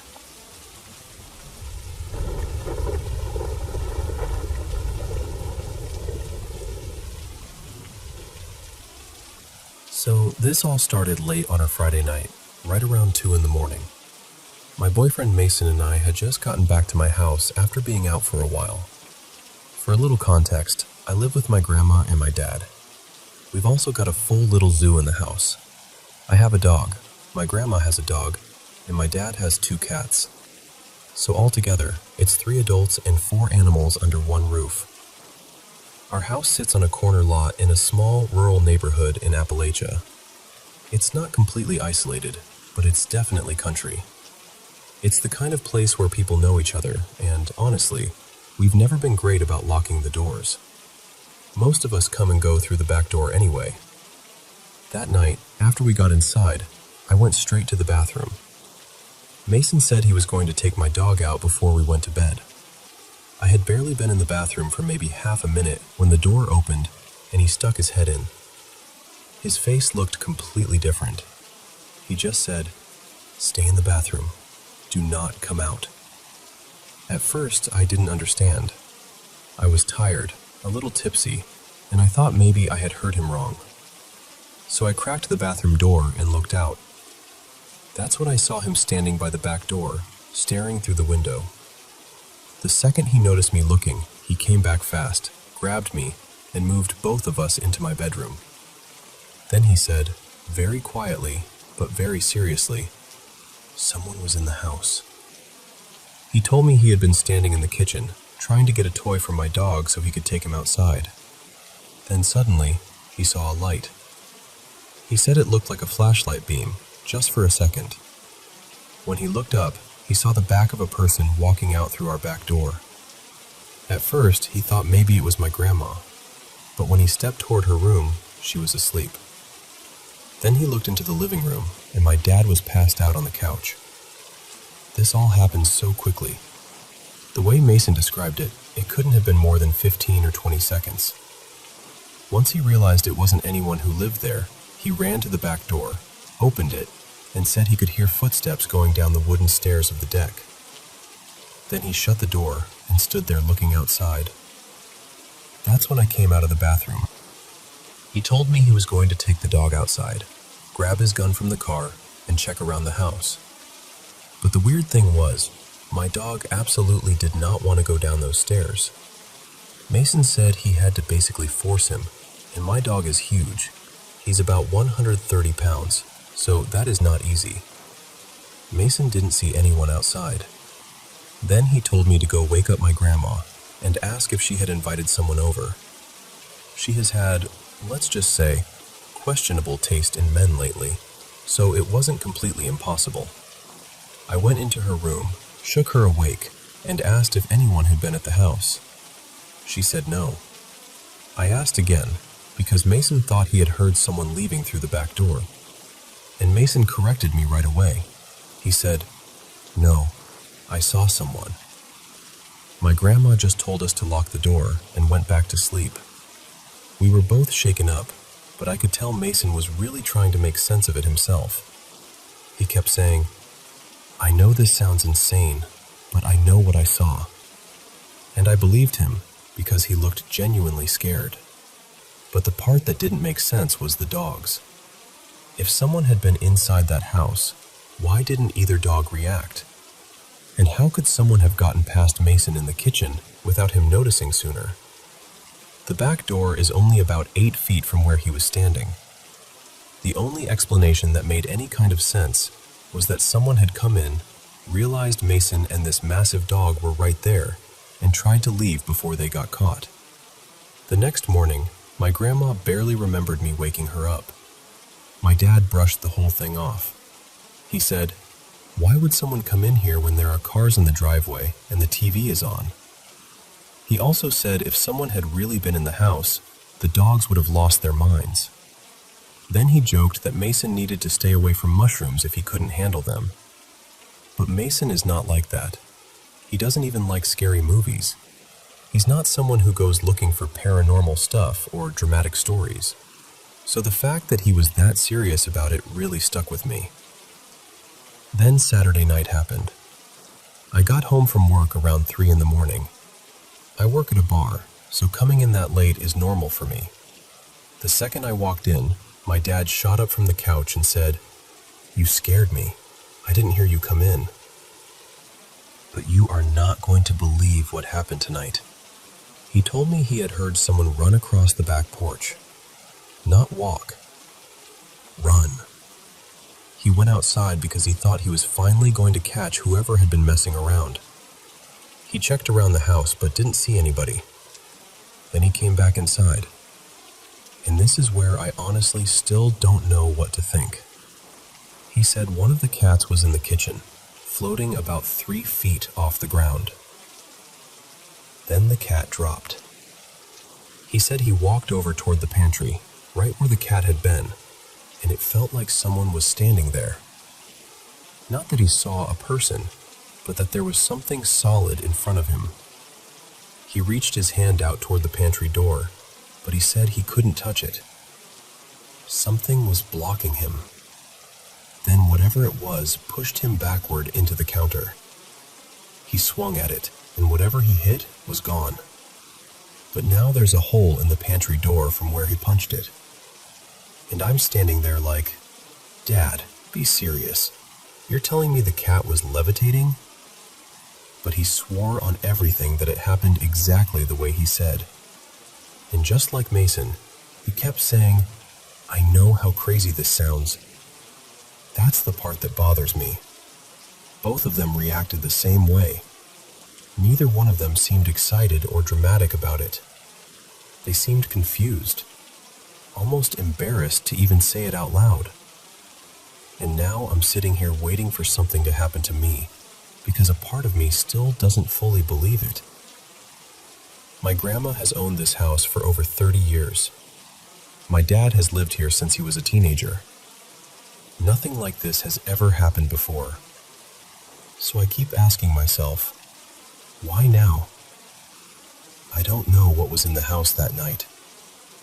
I don't know if it was a person, something else, or just one very strange chain of events. But I do know this. The energy in this house has felt different ever since.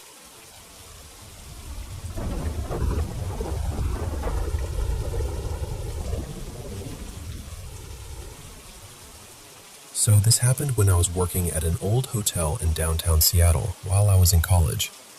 I was a valet in Bellman, and the place had this mix of elegance and age that made it memorable. It was one of those historic hotels where famous people would check in now and then, but it also had a reputation. Staff used to swap stories about strange things happening there, hearing voices downstairs, feeling someone brush past them when nobody was around, that kind of thing. The top floor of the hotel was the 6th floor, and it was mostly used for events. There was a kitchen up there, a couple of big banquet rooms, and a few guest rooms that hardly anyone ever stayed in. One night, I was working the evening shift, getting close to the end of the night and trying to finish up my closing tasks before the overnight guy came in. I was standing at the concierge desk, sorting through valet slips and checking them against the nightly log when the phone rang. I picked it up and said, "Concierge desk." This is Nate. How can I help you? The guest on the other end sounded tired. They said, "Hi, we're in room 505, and we were wondering how much longer the party upstairs is supposed to go on. It's pretty loud, and we're trying to get some sleep." That immediately caught me off guard, because there weren't supposed to be any events happening that night. Still, I figured maybe a few guests had wandered up there. One of the banquet rooms opened onto a rooftop patio, and people sometimes like to sneak up for the view, have a drink, and hang out a little longer than they should. So I told them, "I'll go check it out right now." I got in the elevator and headed up to the 6th floor. The second the doors opened, I could hear it all. Voices, laughter, glasses clinking together, and a piano playing, clear as day. It sounded like a full gathering, dozens of people, easy. There was one banquet room up there with an old piano inside, so it all seemed to line up. The strange part was that when I walked over to the double doors and tried to open them, they were locked. I knocked, expecting someone to answer, or at least for the noise to shift a little, but nothing happened. The sound kept going, like a full party was happening just on the other side. At that point, I was more confused than anything, so I went back downstairs to grab a master key. It only took a few minutes, really. I came right back up, but this time, when the elevator opened, the whole floor was silent. Completely silent. No voices, no laughter, no clinking glasses, no piano, nothing. I walked straight to the banquet room, unlocked the doors, and opened them up. The room was empty. Not just mostly empty, completely empty. And that's what got me. There's no way that what sounded like 50 people could have packed up and disappeared that fast. There was only one elevator, and it was small. Even if everyone had decided to leave the exact second I went downstairs, there just wasn't enough time for that many people to get out without me seeing or hearing at least some of it. I just stood there, staring into this silent, empty room, trying to make sense of it. To this day, I can't really explain it. Maybe it was some kind of leftover energy, like an echo of something that had happened there years before. I don't know. I'd heard plenty of ghost stories from other employees and guests, but that was the only thing that ever happened to me personally. And honestly, that was enough.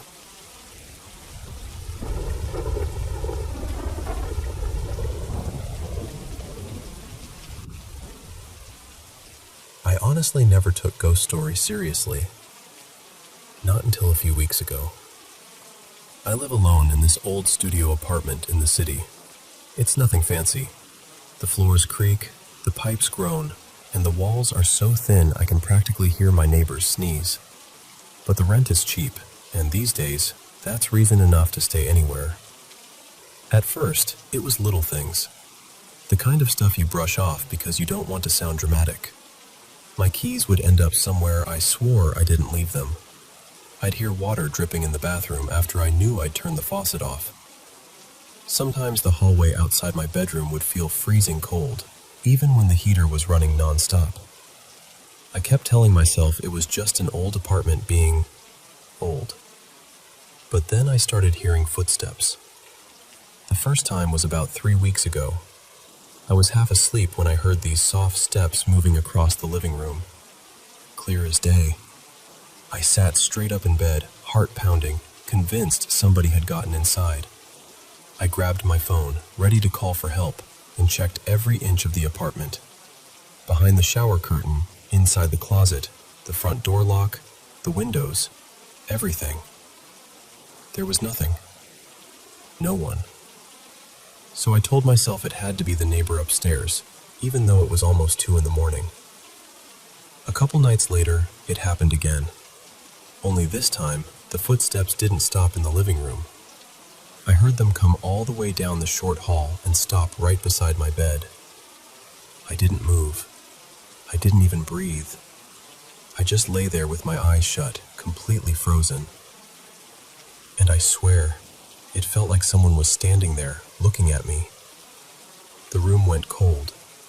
Not just chilly, cold in that deep, awful way that makes your chest feel tight. When I finally forced myself to open my eyes, no one was there. But my bedroom door was closed. I always sleep with it open. After that, things got worse fast. One morning I walked into the kitchen and every cabinet door was hanging open. Another night, the shower turned on by itself while I was making dinner. I had maintenance come by, and of course, they couldn't find anything wrong. They shrugged it off like old pipes, bad pressure, normal building issues. Then a few days ago, I came home from the store and found a single wet footprint on the bathroom tile. Just one. And it definitely wasn't mine. It was smaller, way smaller, like it belonged to a kid. That's when I finally asked the woman who lives across the hall if anything bad had ever happened in my apartment. She got quiet right away. Then she told me there used to be a girl living there back in the late 80s. Her name was Mara, or maybe Myra, something close to that. She kept mostly to herself, and people in the building said she was struggling with a lot. One day, after no one had seen her for several days, they found her in the bathtub. What really got to me, though, was what my neighbor said next. She told me that before Mara died, she used to complain all the time about hearing footsteps in the apartment at night. Footsteps when no one was there. Last night was the breaking point. I don't know how long I stayed like that. It felt like forever.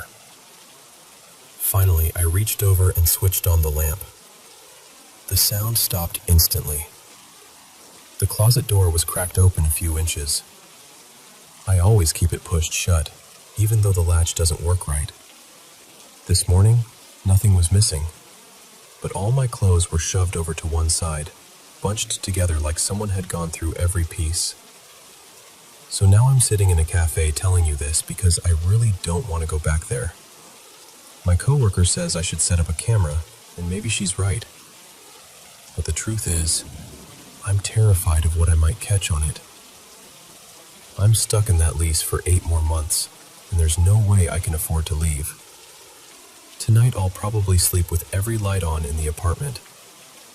But deep down, I don't think that's going to make any difference at all.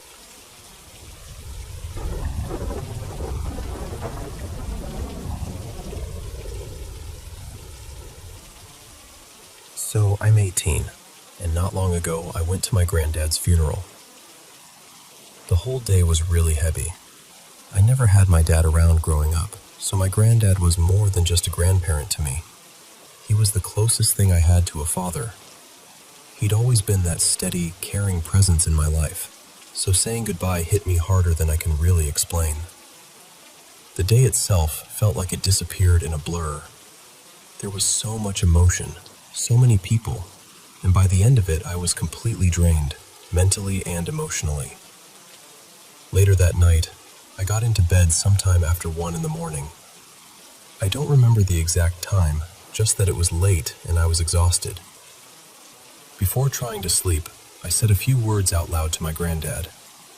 I thanked him for everything he'd done for me, for all the love and happiness he brought into my life, and I said I hoped he was at peace, just in case, somehow, he could still hear me.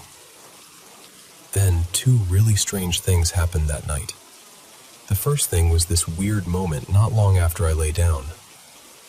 Every night, I leave my phone charging on the desk in the far corner of my room, nowhere near my bed. I must have only been drifting off for maybe 10 or 15 minutes, when I suddenly half woke up convinced my phone was in bed with me, playing music.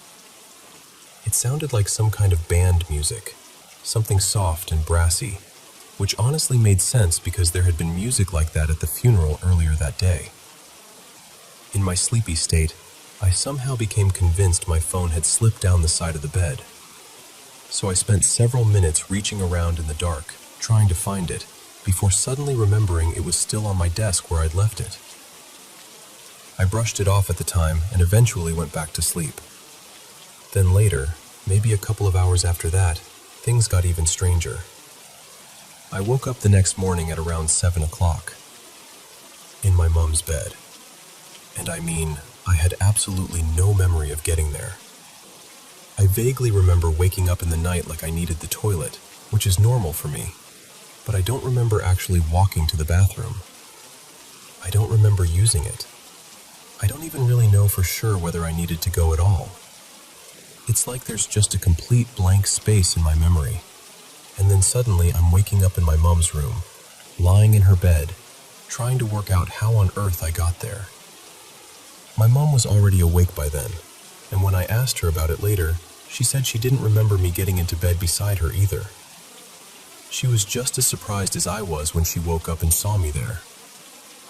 What makes it even stranger is that I've never been a sleepwalker.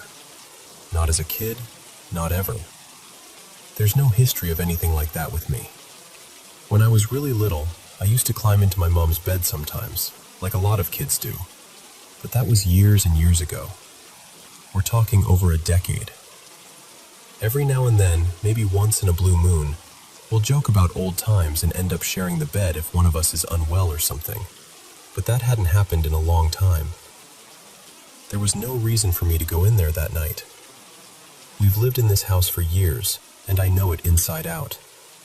I can move around it in complete darkness without any problem, and I usually do because I like sleeping with the room pitch black. I never switch lights on if I get up in the night. The bathroom is upstairs, and my mom's room is right across from it, while mine is a bit farther down the hall. Usually we both sleep with our doors shut, but that night my mom had left hers open because she was so exhausted from the funeral that she basically fell asleep as soon as she got into bed. But at the same time, part of me can't help feeling there was something more to it. I do believe in spirits. I believe there's something after this life. I've never had any experience that made me feel strongly one way or the other before, and I'm not someone who goes looking for signs. But this felt different.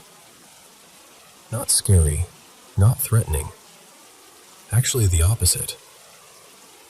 It felt comforting. It almost felt like maybe my granddad was somehow still looking after us. Like after such a painful day, he wanted me and my mom close together that night. Like maybe, in some small way, he guided me there. Maybe it was just grief. Maybe it was exhaustion. Maybe my brain simply did something odd after one of the hardest days of my life. But honestly, a part of me still likes to believe it was him.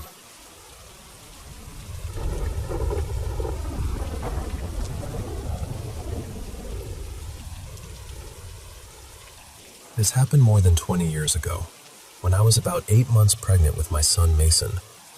I had just gotten home from work and I was alone in the house. I went upstairs like I normally would, and all of a sudden, I felt this presence behind me. You know that instant, icy feeling that makes every hair on your body stand up? It was exactly that. I froze. For a second, I didn't even want to turn around, because something in me already knew I wasn't going to like what I saw. But I finally looked over my shoulder, and standing there was this unbelievably tall, shadow-like figure. I still don't know how else to describe it. It was just huge and dark and wrong. The second I saw it, panic completely took over. My bedroom was only a few steps away, and I ran straight into it and slammed the door. I pressed my back against it like that was somehow going to protect me. In that moment, I really believed if I just held that door shut, whatever I'd seen couldn't get to me. I stayed there for what felt like forever, too scared to move. When I finally came out, it was gone. But ever since that day, I've never been able to shake the feeling tied to that part of the house. Every single time I walk past the hall closet at the top of the stairs, right near where it happened, that same fear comes back. It's so strong that I won't over that closet myself, and I don't even like being in the house when someone else opens it. There have been other strange things over the years, too. I've seen what looked like a small child walking past out of the corner of my eye, and for a split second, I thought it was my son, only to realize he was somewhere else in the house the whole time. That was unsettling, but it didn't feel threatening. Another time, I heard what sounded like an older man grunting, like the kind of noise someone makes when they're trying to stand up from a chair. No elderly man has ever lived in this house, so again, it was strange, but not terrifying. The one experience that really stands out to me as possibly connected happened when Mason was around 10 years old. He came home from school one afternoon and went straight to his room to play video games. A little while later, he called me in absolute hysterics. He was crying so hard he could barely get the words out, and he kept saying there was a huge black bird in his room. I rushed home, and he was still beside himself when I got there.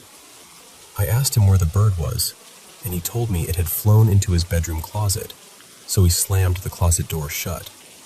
What always stuck with me is that if you were to knock out the back wall of his bedroom closet, it would line up almost exactly with that upstairs hall closet that has always terrified me.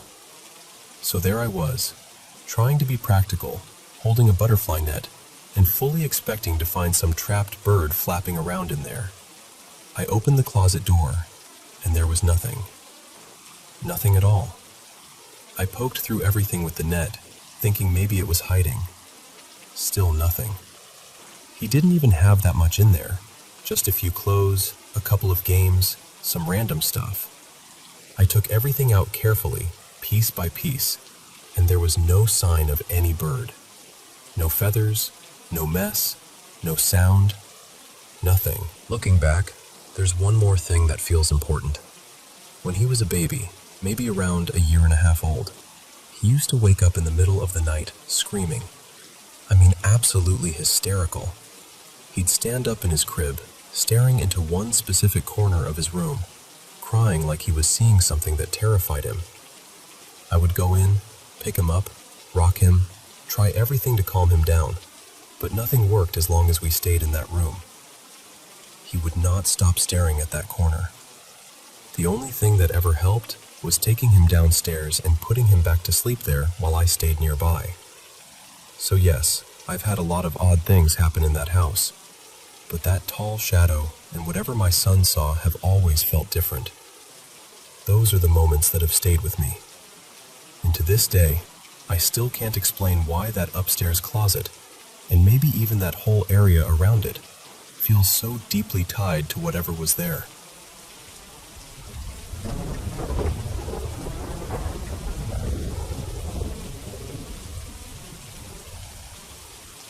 I was about 10 when I had the first experience that really stayed with me. I saw what I can only describe as a jinn, though I still don't know whether it was meant to be harmless or something darker. It had taken the form of a girl I knew, almost perfectly, except the hair was wrong. That was the detail I couldn't get past. Ever since then, strange things have followed me in one way or another. Later, I moved abroad for university, and honestly, I can't remember living in a single apartment where something unsettling didn't happen at least once.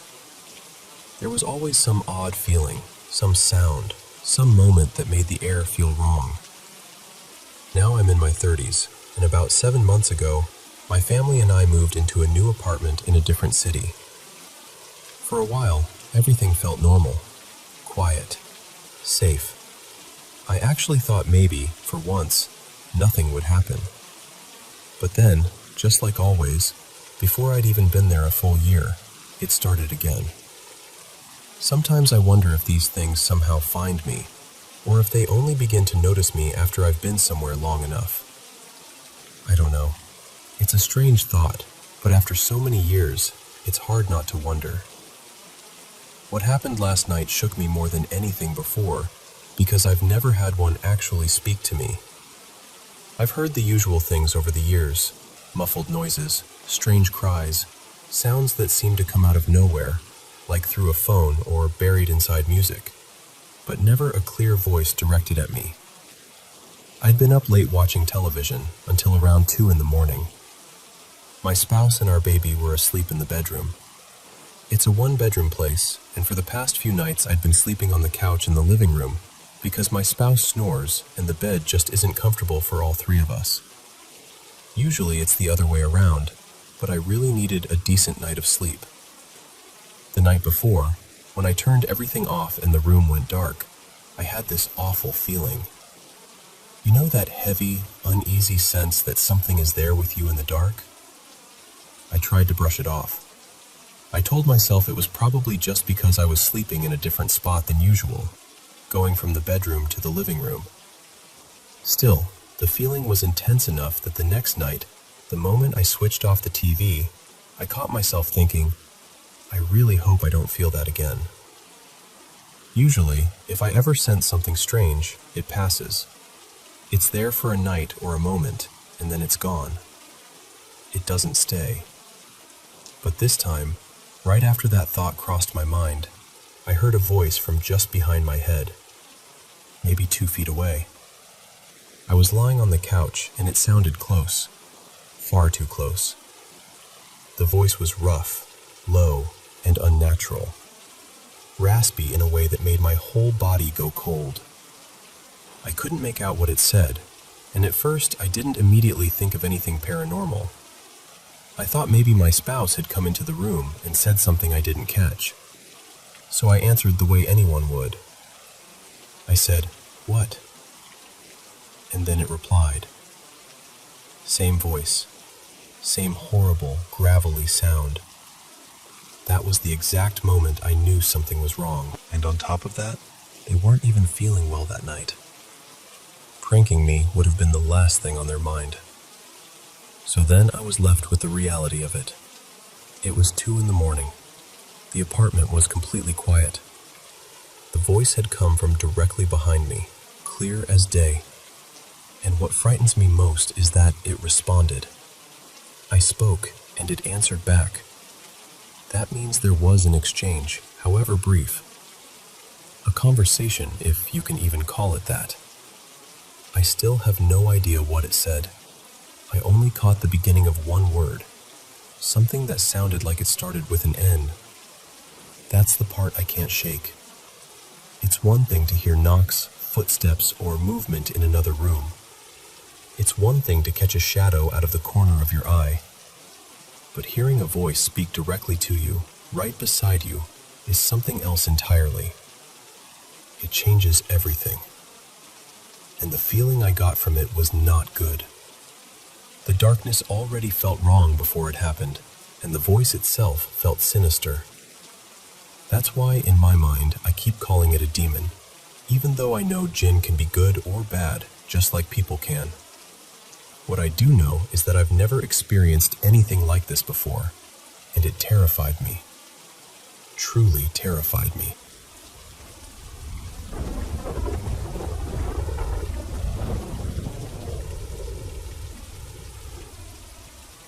So, let me tell you this the way it happened. A little before Christmas in 2023, I met my fiancé's mom for the first time. It wasn't a long visit, nothing dramatic on the surface, but I could feel pretty quickly that she didn't warm up to me. And apparently I was right, because as soon as the night was over, she told my fiancé she didn't like me. At the time, I figured it was just one of those awkward family things. I didn't think much of it. But then, not long after that, everything kind of spiraled. In the early hours of New Year's Eve, around 2 in the morning, I was driving home from work when I got hit in a crash that very easily could have killed me. Another driver ran a red light at full speed. Later, I found out he'd been trying to get his girlfriend to the hospital after stabbing her during some drug-fueled episode. It was chaos. The impact knocked me out cold. When I came to, the very first thing I saw was a hand reaching into my car, trying to pull open the passenger door. What stuck with me was the tattoo on it, an upside-down pentacle on the back of the hand. Then I looked up and saw this woman covered in blood. The second she realized I was awake, she started screaming at me through the shattered window, saying, "You killed my baby," over and over, just absolutely losing it until the police got there.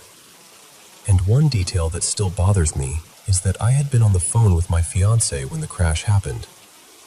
The call cut off in the wreck, obviously, but she heard enough to know something was terribly wrong. I ended up in the hospital and got released the next morning. Somehow, the only major lasting injury turned out to be a traumatic brain injury. My ears rang constantly for weeks after that.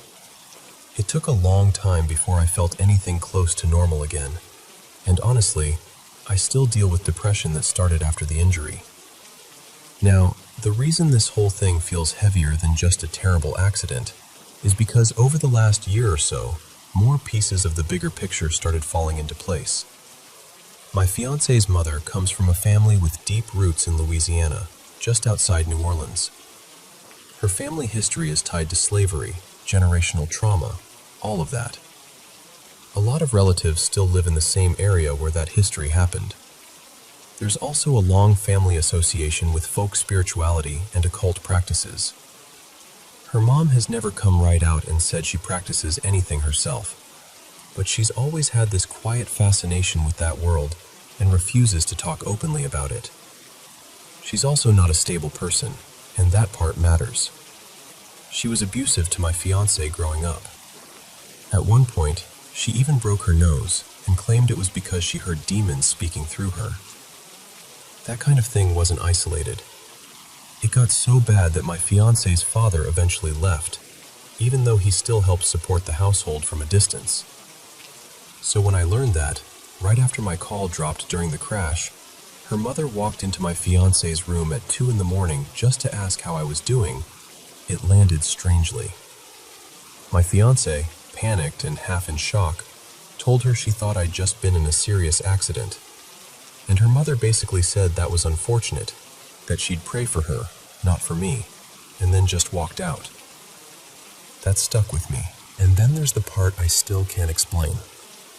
Ever since that crash, whenever I see an upside-down pentacle, whether it's on jewelry, a shirt, or even in some random image, my ears start ringing intensely. Not just mildly. Bad enough that I have to look away or leave. And what's strange is I don't even feel emotional when I see it. I'm not panicking. I'm not spiraling. It's just a symbol to me. But my body reacts instantly. There's a cafe near my job where one of the baristas wears that exact symbol on a necklace all the time. If I spot him through the window, I just turn around and leave. The ringing is that severe. So that's really why all of this has stayed with me. It's not just the accident itself. It's the timing, the hostility, the family history, the eerie little details, and the way my body still reacts to that symbol like it remembers something I can't fully process. And I guess the question I keep circling back to is this. Did Mara's mother put some kind of curse on me? I know that probably sounds wild, and maybe there's a logical explanation for all of it. Maybe it's trauma. Maybe it's my brain attaching meaning to the first thing I saw when I woke up after nearly dying.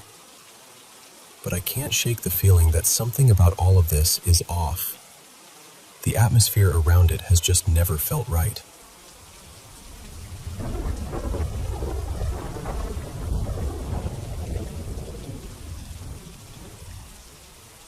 A couple of nights ago, something happened that I still can't really shake. And I wanted to share it in case it sounds familiar to anyone. I use a sleep tracking app sometimes, just out of curiosity, and the next morning I found a short recording from the middle of the night. What caught me off guard was that it picked up a voice I never heard while I was actually asleep. It was a man's voice, very clear, saying 99-7. What made it so unsettling wasn't just the words. It was the way it sounded. It didn't sound human in the normal sense. Not like someone talking nearby, and definitely not like me mumbling in my sleep. It had this compressed, sharp, almost artificial quality to it. The closest thing I can compare it to is an old two-way radio, some kind of military transmission, or maybe a clipped archival audio file.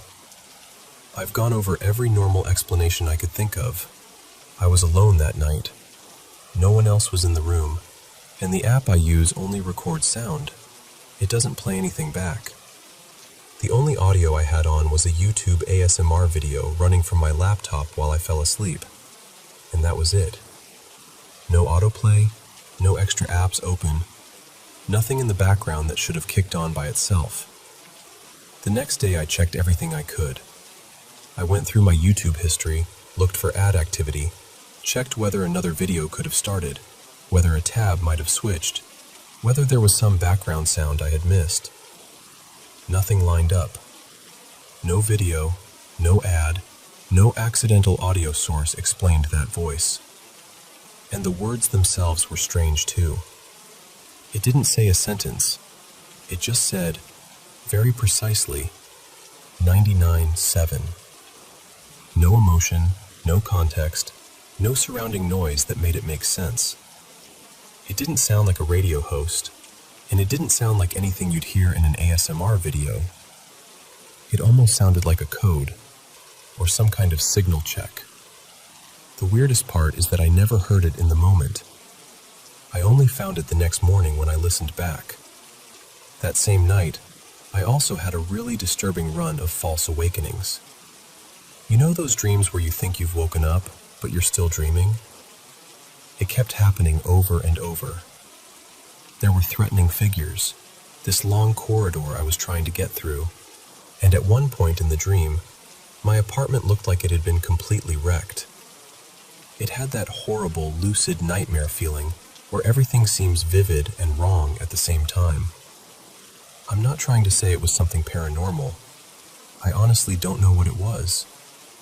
I just know I've ruled out the obvious explanations, and the voice still doesn't match anything I knowingly played or heard. So I guess I'm asking, has anyone else ever found something like that in a sleep recording? A voice that sounds more like a transmission than a person? And does 99.7 mean anything to anyone? Maybe some kind of signal, code, or audio glitch pattern? Even if nobody has an answer, it would honestly help just to know I'm not the only person this has happened to.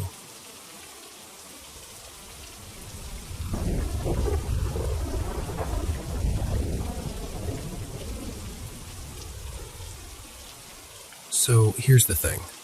I'm 23, still living at my parents' place while I commute to school, and I've never been the kind of person to jump straight to ghosts or demons or whatever. I grew up Jewish, and that part of my life means a lot to me. The traditions, the history, the way I was taught to think through things carefully, it all shaped me. So whenever something strange happens, my first instinct is always to find the practical explanation. I'm usually pretty good at that. But this has been harder to file away neatly. The first time anything started feeling off was back during the 2020-2021 school year, when I was finishing high school remotely. My older brother had recently moved out, and I took over his old room as my little setup for online classes. I had my laptop, 2 monitors, headphones on all the time, way too many tabs open, just absolute chaos. I've had terrible attention issues for as long as I can remember, so I was constantly overstimulated, constantly half-focused, and honestly sometimes I couldn't tell whether a sound came through my headset or from somewhere in the house. A couple months into that year, I started hearing knocking. Not loud pounding or anything dramatic, just a quick knock-knock on the wooden frame of the doorway. Enough to make me look up and say, "Yeah?" or get up and open the door. And every time, there'd be nobody there. Sometimes the hallway would be empty. A few times, I knew for a fact I was the only person home. At first, I brushed it off. The house was older, built in the late 50s, I think, and there was this old central vacuum hookup right by the door, plus an air vent in the same wall. So I told myself it had to be the house settling, or pipes knocking, or airflow doing something weird. That explanation made sense. It still makes sense, honestly. The only thing that bothered me was how specific the sound always felt. It always sounded like it came from the door frame itself, and it almost always happened when I had both ears covered with my headphones. It was rare, too. Maybe once every few weeks. Always quick. Always over before I could really test it. Then a few years passed, and in August of 2024, it started again. By then I'd moved into a finished room in my parents' basement while commuting to college. It was actually a pretty nice setup. Real walls, door, lamps, overhead light, everything. Not some unfinished storage corner. Around that same time, I had this dream that really got under my skin. And I know how that sounds. I hate using a dream as evidence for anything, because dreams are slippery. They mutate the second you wake up. But this one stuck with me in a way I can't really explain. I woke up abruptly because my dad accidentally triggered the house alarm early in the morning, and I wrote down what I remembered right away. Even now, I don't fully trust the details I wrote, but I trust the feeling it left behind. The feeling was awful, deeply personal. Not like I'd had a nightmare about monsters or being chased, but like something had reached directly into the center of how I understand faith, tradition, God, all of it, and told me I had it wrong. Not Judaism itself, exactly. More like my place inside it, my understanding, my relationship to it. Like I'd been singled out somehow. That was the part that shook me. Not the dream itself, the feeling after. And right around then, the knocking came back. Then in February of 2025, something else happened. In this one, I actually do think I can explain. At least, mostly. I'd started using weed pens at night. Not in a healthy way, if I'm being honest. I was stressed, disappointed in myself, feeling stuck, and it turned into a bad coping habit pretty fast. After a few weeks of that, I started hearing whispering at night. Very soft, not constant, just the sound of people murmuring right outside my room in the basement. Every time it happened, I'd freeze and listen, and every time I did, it stopped. That part, I think, probably was paranoia, or at least partly. I was young. I was using way too much.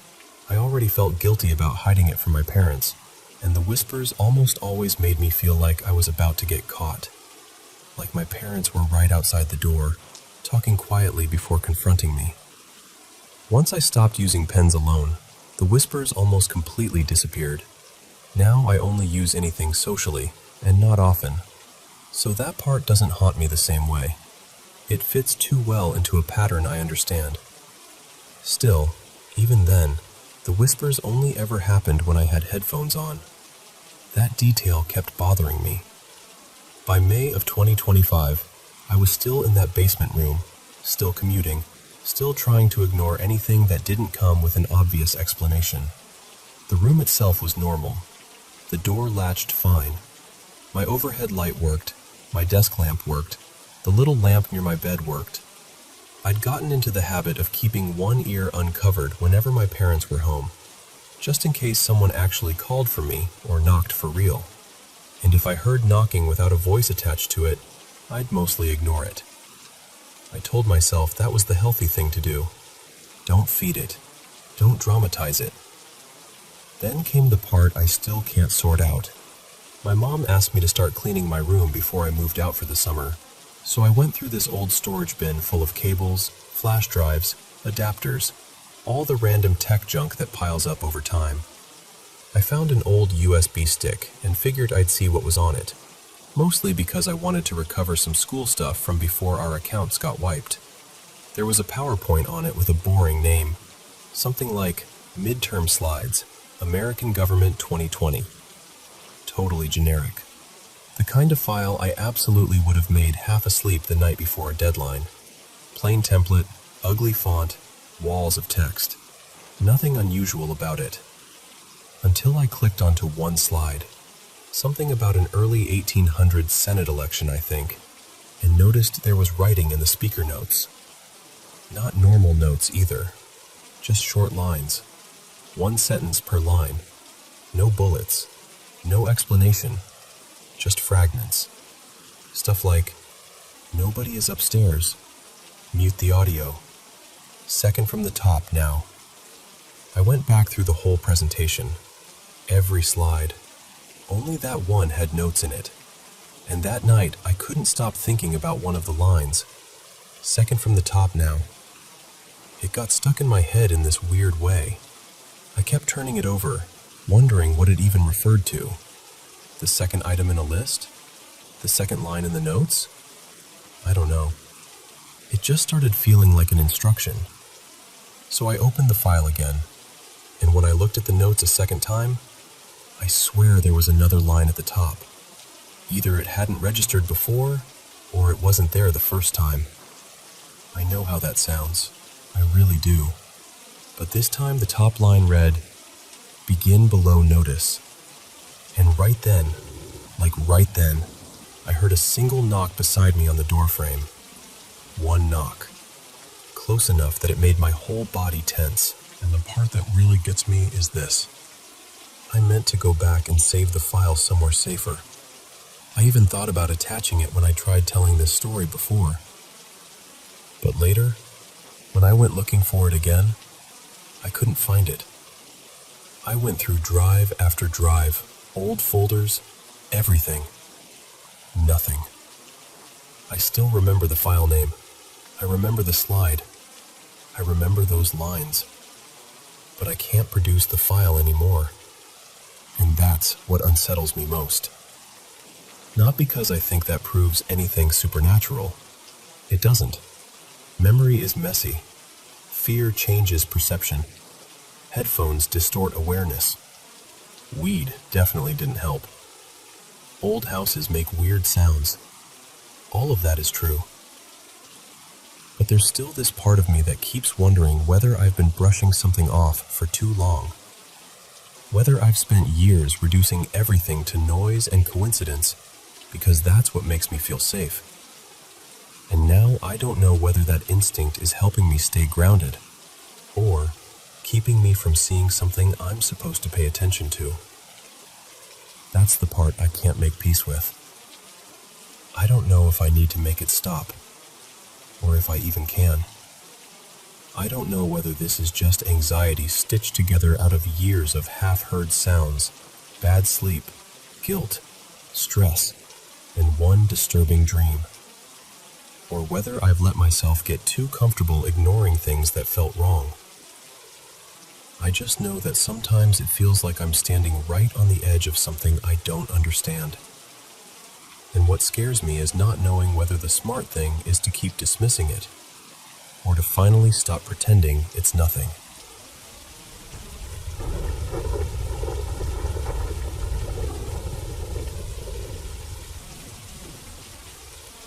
Honestly, this has been with me for as long as I can remember. When I was little, it was more of a feeling than anything I could explain. Just this strange sense that something was there, even when I couldn't see it. As I got older, that presence became harder to ignore, and eventually I started thinking of it as this shadow figure that would show up just enough to remind me it hadn't gone anywhere. At some point, I gave him a name, Gerard.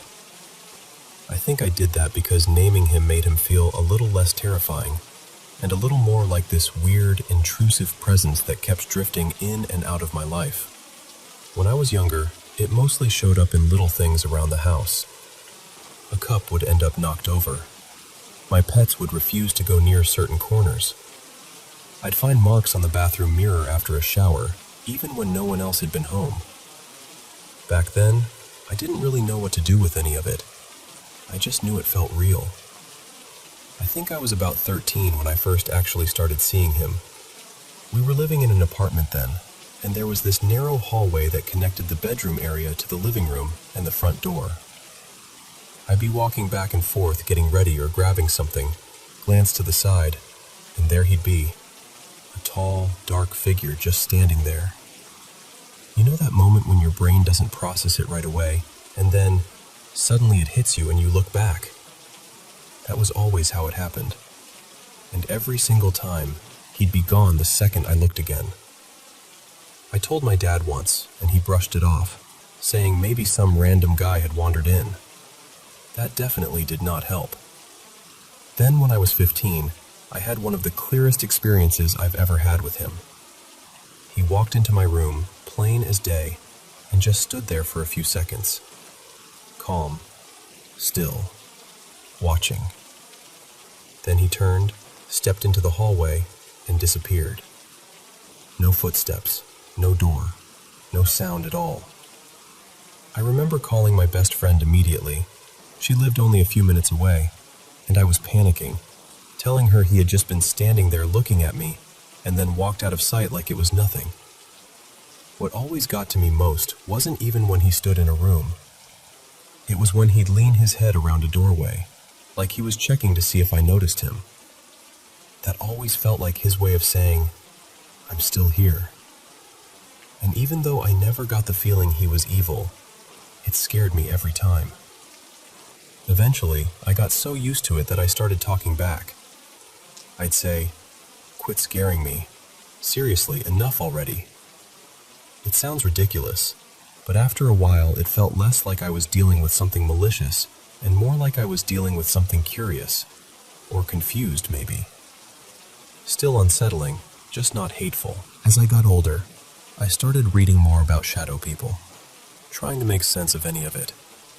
But the truth is, I still don't know what he is. I don't know why he attached himself to me, or why it seems like he's been around since I was a little girl. My parents always knew weird things happened, but they're very traditional and religious, so trying to have a real conversation with them about it never really went anywhere. What's strange is that, even now, I don't believe this thing is harmful. Startling, yes. Annoying, absolutely. But not harmful. It's almost like he just wants to be noticed. Like he wants me to know he's there, and that's it. That's probably why I've never seriously tried to get rid of him. It's hard to explain, but it's like living with something odd in the background for so long that it becomes part of your normal. Not welcome exactly, just familiar. There is one memory from childhood, though, that still unsettles me more than anything else. I was about 5, and my grandmother was living with us at the time. We shared a room with 2 separate beds. One night I was trying to fall asleep when I felt something near me on the bed. I looked over and saw my pink stuffed rabbit, about the size of one of those big toy store plushies, moving toward me. Not falling, not shifting, moving, crawling almost. I froze. I couldn't even scream. And then my grandmother suddenly sat up, grabbed it without a word, looked at me, and threw it into the closet. The next day, she packed it away into a storage box. After that, she started playing a Spanish Christian radio station softly through the night while we slept. She never explained why. Years later, when I brought that night up to her as a teenager, she clearly remembered enough to not want to talk about it. She just shut down the conversation. My grandmother passed away a few years ago, and I still think about that moment a lot. Especially because it was one of the first times I ever felt, deep down, that whatever had been around me was real.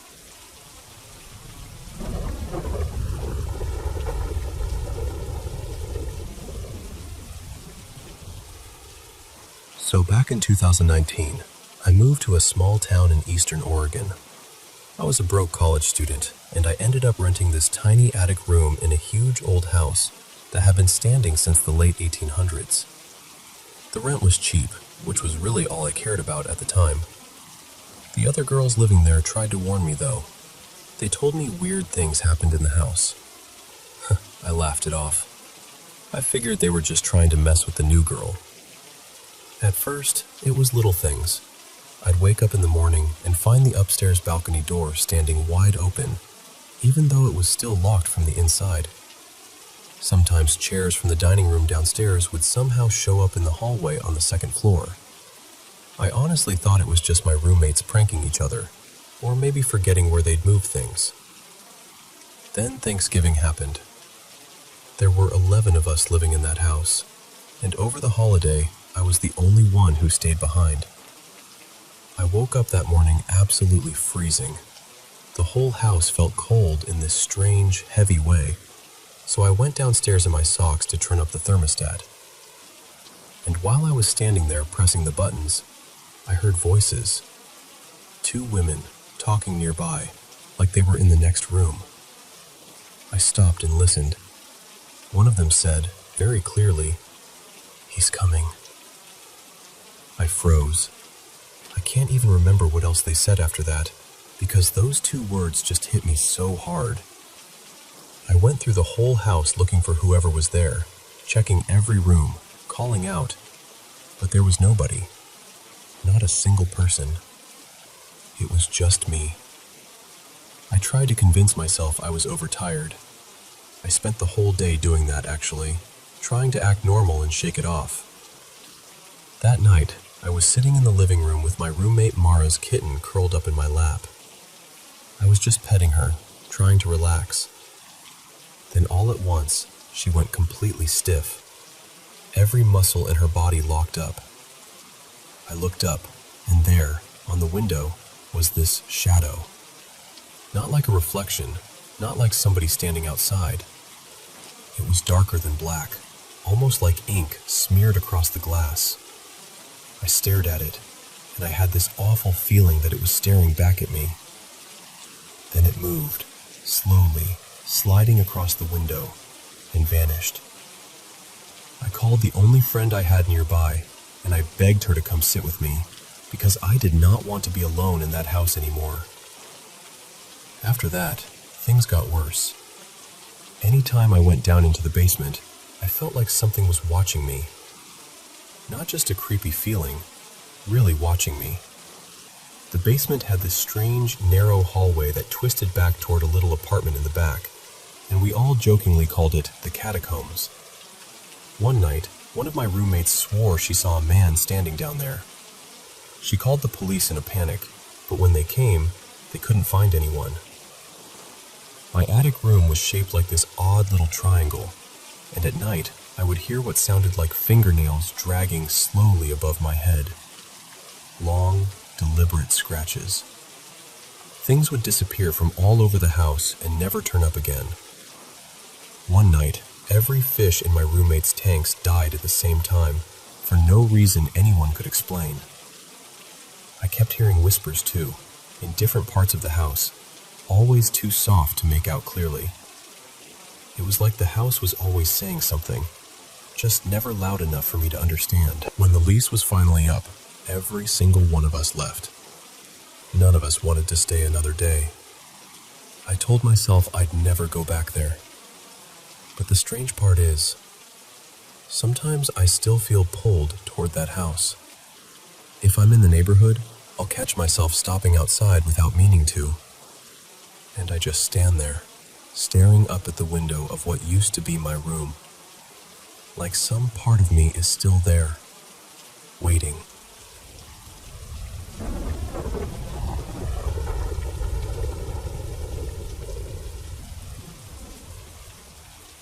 So, here's something that happened to me that I still can't fully explain. A little context first. I take the train to work every day, and when I get home, I always put my work badge and transit card in the same place on my nightstand. It's just part of my routine at this point. The night before this happened, I remember doing exactly that. I set my badge down, and I placed my card right beside it before going to sleep. The next morning, I came home from class, planning to grab something quick to eat and then get ready for work. I looked over at my nightstand, and my badge was there, exactly where I expected it to be. But my transit card was gone. At first, I thought, okay, maybe I knocked it down in my sleep, or maybe it slid behind something. So I started searching. I checked under the bed, pulled things away from the wall, looked through drawers, moved furniture around, basically turned the whole room upside down. Nothing. I couldn't find it anywhere. Eventually, I gave up and figured I'd just buy tickets for the day. I wasn't panicking too much because I knew I had left it on the nightstand. I was sure of that. So I thought maybe after work, when I had more time, I'd come back and do a better search. Before I left, though, I asked my mom if she could take a look too. Honestly, I'm not exactly known for being great at finding things, so I thought maybe a second pair of eyes would help. Later on, I found out my mom searched my room really thoroughly. My dad even joined in for a bit. They checked under the bed, moved things around, went through the nightstand, and still found absolutely nothing. No card. Now here's the part that really got me.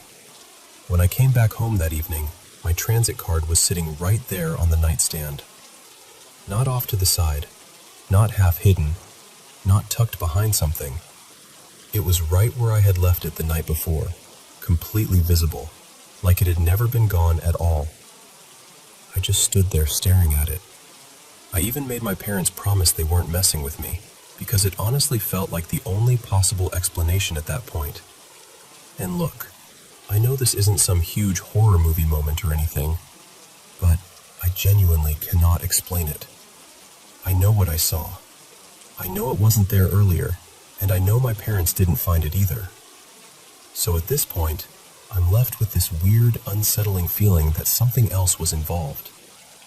In my faith, there's this belief in jinn, beings that are mysterious, playful, and sometimes known for causing mischief. And until somebody gives me a better explanation, I'm telling you right now, I'm blaming them.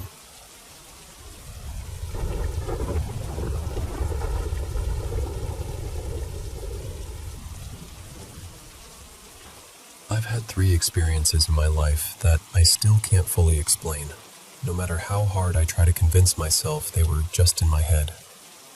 The first one happened when I was in middle school. We were all gathered for family prayer one evening, and everyone had their eyes closed, praying seriously. I was the only restless kid in the room, of course. I'd close my eyes for a few seconds, then peek again, just being nosy and unable to sit still. At one point, while I was sitting there, I suddenly felt something scratch the back of my heel. Not lightly either.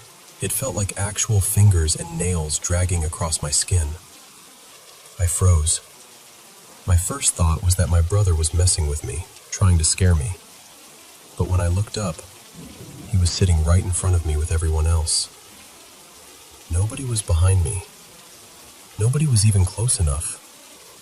Later, I asked him if he had done anything, and he just looked confused and said, "How could I? I was in front of you the whole time." And he was right. I remember just sitting with that feeling, trying to make sense of it. And then, eventually, like kids do, I let it go and forgot about it. Nothing happened again for years. The second experience happened when I moved into a hostel for school.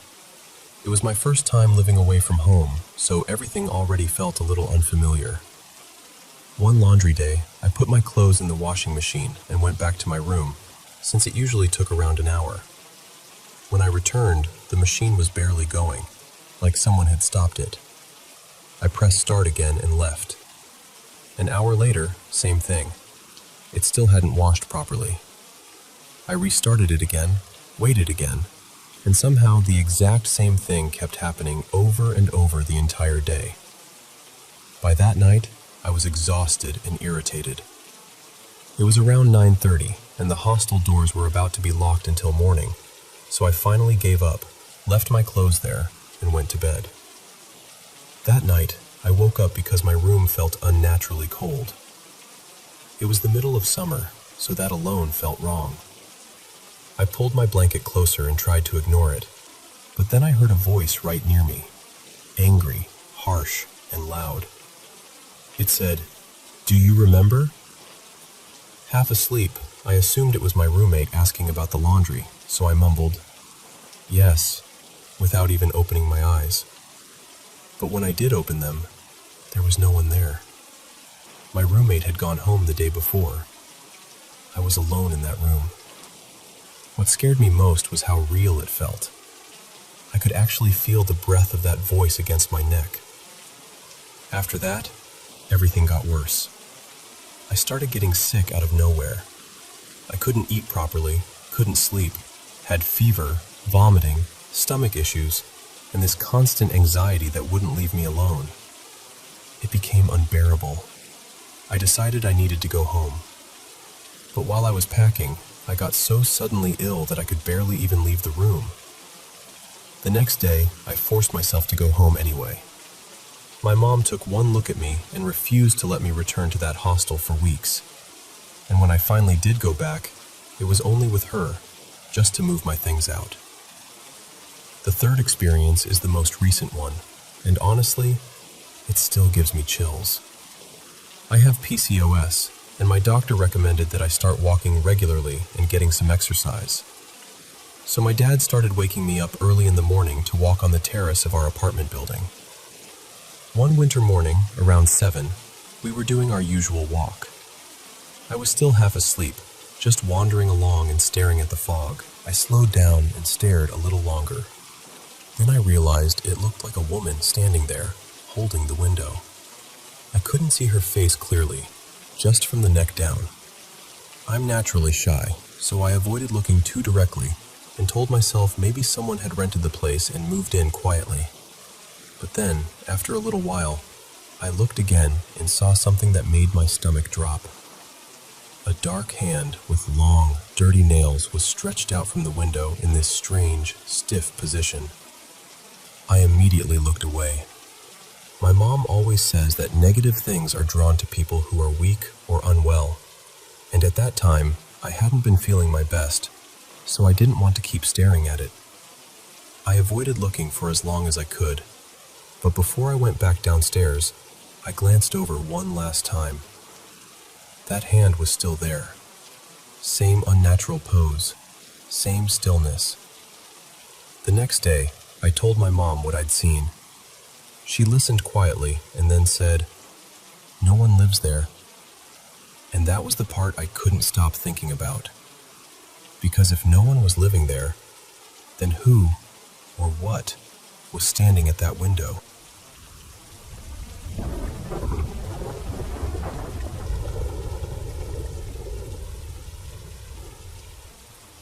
So, right now, I'm actually sitting in my car outside the inn, running on almost no sleep, trying to process everything that happened last night. A little backstory first. My boyfriend and I both grew up in houses that always felt off. His childhood home was investigated more than once, and mine was this old colonial place that was well over 2 centuries old. So we've both always felt like we're a little more sensitive to paranormal stuff than most people. And honestly, last night really put that to the test. The second we checked into the Sadie Black room, I felt something brush past the back of my neck. At first, I tried to explain it away. I thought maybe it was the air kicking on, or maybe I was just getting in my own head because of where we were. Later that afternoon, around 4, we set up some of our ghost hunting stuff. We had the spirit box going, a small bell, and one of those light-up cat toys placed in a drawer. For a while, nothing major happened. Just a few little sounds here and there, like the doorknob giving a tiny jiggle and the old floorboards creaking. We kept telling ourselves it was probably just other guests moving around and the building settling. Then, before dinner, probably around 5:30, I was in the bathroom washing my hands when the cat ball sitting on the vanity across from me suddenly lit up and started going off on its own. I stopped and just stared at it. When it turned off, I tried everything I could think of to recreate it. I tapped the counter, walked around it, even bounced a little to see if vibration would trigger it. Nothing. It stayed completely still. Later, during the basement tour, we found out that exact spot was supposedly tied to someone named Jonah, which made the whole thing feel a lot stranger. And that was really when the night started to shift. After dinner and the tour, we came back to the room, opened a bottle of wine, and tried the equipment again. Still, not much that felt like solid evidence. Eventually, we started getting ready for bed, and out of nowhere I caught this really distinct smell of perfume.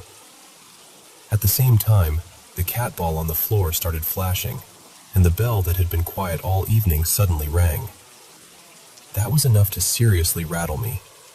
My boyfriend, who was exhausted and way less reactive than I was, basically told me to calm down, close my eyes, and go to sleep. Around 11:30, he was fully asleep and snoring, and I had my head under the covers trying to ignore everything. That's when I started hearing this dragging sound above us, like something heavy being pulled across the floor in the attic and then set down. Not long after that, I heard footsteps out in the hallway. I woke him up, told him what I heard, and he just mumbled that I needed to go back to sleep. After things went quiet for a bit, I finally did. Then around 12:30, after maybe 15 or 20 minutes of sleep, I woke up again to that same perfume smell. I looked over, and the cat ball was going off over and over. At that point, I needed to use the bathroom, but I was genuinely scared to get out of bed. I finally forced myself up a little after 1. What made it worse was that I didn't feel like I understood whatever was in that room. My boyfriend had experienced way more intense things growing up, but for me, this felt unfamiliar, and that somehow made it scarier. The weirdest part was that when I walked right past the cat ball, it didn't react at all. Sometime around 3 in the morning, while I was finally asleep, he had his own experience. He told me he heard 6 hard knocks at the door, one after another, and then it sounded like someone rushed the door, like they were trying to push their way in. He said the doorknob started turning hard, like somebody was actually trying to open it, even though the door was locked. He just stayed there frozen, trying not to panic, and didn't wake me because he knew I'd completely lose it. Eventually that stopped. But then, he said the bed jerked in one clean motion and shook hard enough that there was no brushing it off. By around 3:35, the footsteps and the sounds at the door were still happening off and on. I woke up again, already panicking about the footsteps, and that's when he finally told me what had happened while I was asleep. And somehow, he was way calmer about it than I was. By 4, I was done, completely done.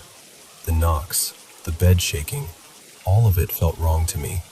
Not playful, not harmless, just heavy and aggressive. I told him I didn't care if he was annoyed or tired. I was leaving the room. I wasn't about to stay in there waiting to see someone sitting at the edge of the bed. So now it's almost 8 in the morning. He's asleep in the passenger seat next to me, and I'm sitting here writing this, completely drained, trying to make sense of the most unsettling night I've had in a long time. That was my night at the Farnham Inn.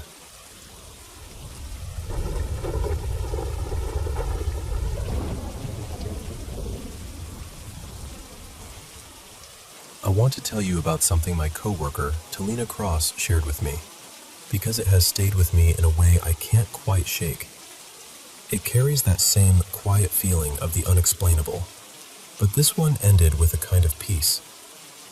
Talina lost her mother to cancer in September 2025, and ever since then, grief had been moving through her life in waves. She told me she'd dreamed of her mother a few times after the funeral, but those dreams always slipped away by morning. Then, on January 9th, 2026, something happened that felt completely different. Not just like a dream, but like a visit. She said it started in a place that felt so ordinary, so real. In the dream, everyone was gathered near a service station after church, the kind of place where people linger, talk, laugh, and catch up before heading home. Her younger sister was there too, standing with a few friends. Then her sister looked across the road, spotted her, and waved her over. "Cece," she called. And then she said something that instantly changed the whole feeling of the moment. "Nanku umama ufuna ukuteta nawe." "Here's Mom, she wants to speak with you." That stopped her in her tracks. What made it feel even more real was how familiar it was. When her mother was alive, she used to call Talina's younger sister and then ask to speak to Talina through her phone. It was such a normal family habit that, in the dream, Talina didn't question it right away. She just walked over, took the phone, and held it to her ear. And then there was silence. A long, heavy silence. She told me you can't really explain what that feels like, waiting for the voice of someone you know you're not supposed to hear anymore. Finally, she spoke first. "Hello, Mommy," she said softly, using the name she always called her mother. Nothing.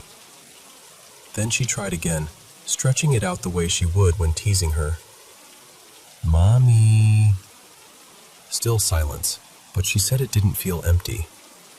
It felt like her mother was there, listening, almost waiting, as if she wanted to see whether Talina was frightened or whether she was ready. In the background, her sister turned to her friends and said something like, "Yo, she's lucky she still gets to connect with people who've passed on." That struck Talina too, because in her family she's always been seen as someone especially sensitive to things like this. Even in the dream, it was like everyone understood that something unusual and sacred was happening. And then the voice came through. Not faint, not strange, not ghostly. Just her mother. Exactly her mother. Warm, familiar, alive in the way only a loved one's voice can be. She said, "Hi, bendifuna ukukushe kanje, ntombiyam." "Hi, I just wanted to make you laugh a little, my girl." Talina said her whole heart lifted in that moment. "Ew," she answered right away. "Yes." Then her mother started telling her some funny little story about a woman in Silver Grove, the neighborhood where she had bought her first home many years ago. That place meant everything to their family. It was where so many memories began. Safety, home, childhood, belonging. So of course Talina asked the question anyone would ask. "Upi? Where are you?" And her mother answered simply, "Ndise Silver Grove. I'm in Silver Grove." The way Talina understood it, her mother was telling her she was somewhere familiar, somewhere good, back at the beginning, back in peace. Talina asked again, wanting to be sure, "Okay, you're really there?" And her mother said, "Ew, ndirai tapa. Yes, I'm right here." Then she laughed. The call itself was short, almost casual, like one of those quick family check-ins that somehow mean everything. Then her mother said, "Bye-bye, Ka." And Talina answered, "Bye. I love you." Her mother replied with a plain, matter-of-fact, "Okay." That made Talina laugh even inside the dream, because it was so her. No dramatic goodbye, no long speech, just that simple, practical response. Exactly the way she would have said it in life. But just before the call ended, there was one more thing. Another voice came through from the background on the other side of the line. Male, deep, gentle. Talina froze as she listened. The voice said, "Ukbibile mple. Are you finished, beautiful one?" And her mother answered, "Ew. Yes." Talina woke up immediately, and she knew that voice. It was her late grandfather. Now, of course, you could say it was just grief. You could say the mind does extraordinary things when it's carrying loss, and that would be fair. Dreams can be vivid, emotional, and deeply convincing. But this is the part that unsettled her, in the quietest way. The next morning, when she woke up, her house smelled different. Not bad, not alarming, just different. Familiar. The air carried the distinct scent of pipe tobacco. Her grandfather had been a pipe smoker for years. He'd been gone a long time, and nobody in her home smokes. Yet that earthy, unmistakable smell lingered through the house as though he had just passed through. She told me it felt like he had come to fetch her mother after that phone call, as though he had been there the whole time, waiting gently on the other side. What stayed with her most was how peaceful it all felt. There was nothing frightening in it. No chaos, no sense of intrusion, just comfort, just love. Just this brief, tender sense that the people we lose may not be as far away as we think. And honestly, when she told me the story, that was the feeling I was left with too. Like maybe sometimes love finds a way through. Like maybe, every now and then, the veil thins just enough for someone to say, in the most ordinary voice imaginable, "I'm right here."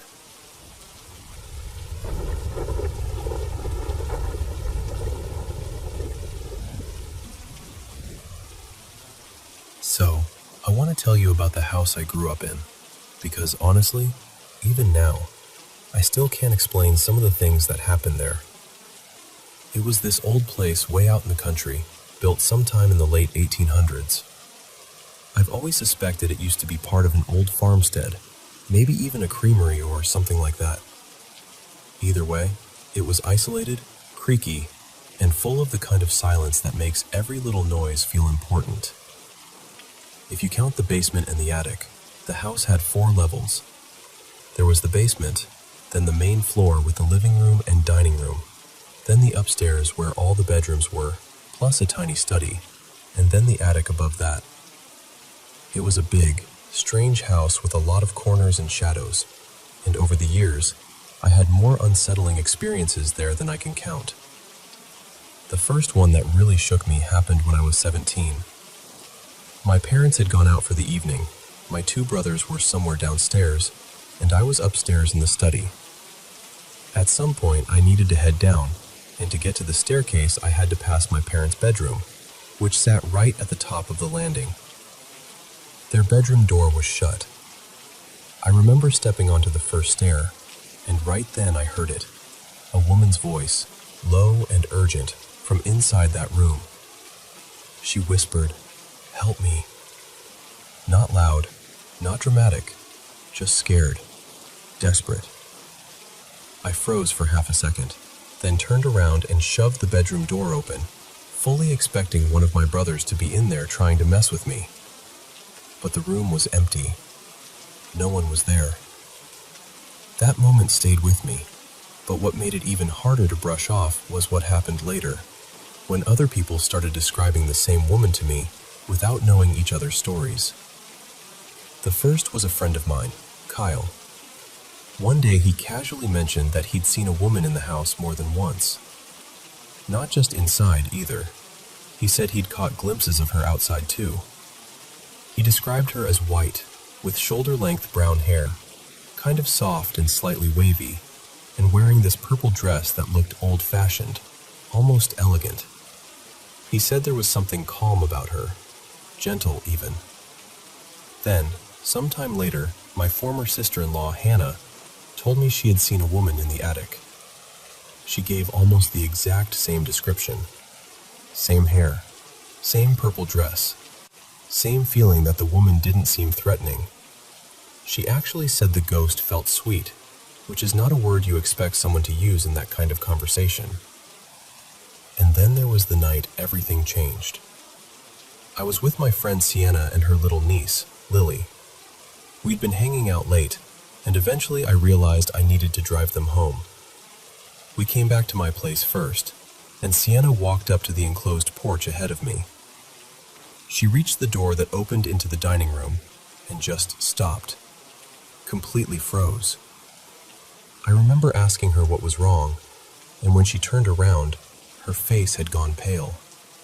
Her eyes were wide, and she leaned toward me and whispered, "Ben, I saw her."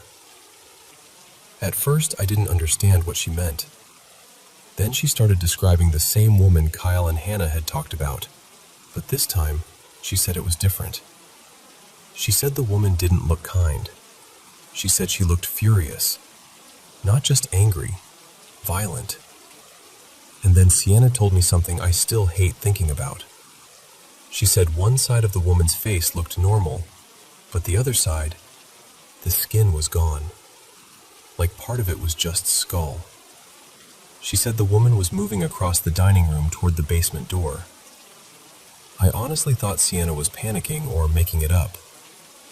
And the second I did, I saw the basement doorknob start rattling on its own, twisting back and forth, like someone on the other side was trying to come through. That was enough for me. I grabbed my keys, rushed Sienna and Lily to the car, drove them home as fast as I could, and then spent the whole night lying awake, staring at the ceiling, listening for every sound in that house. And to this day, I still don't know who or what was in there with us.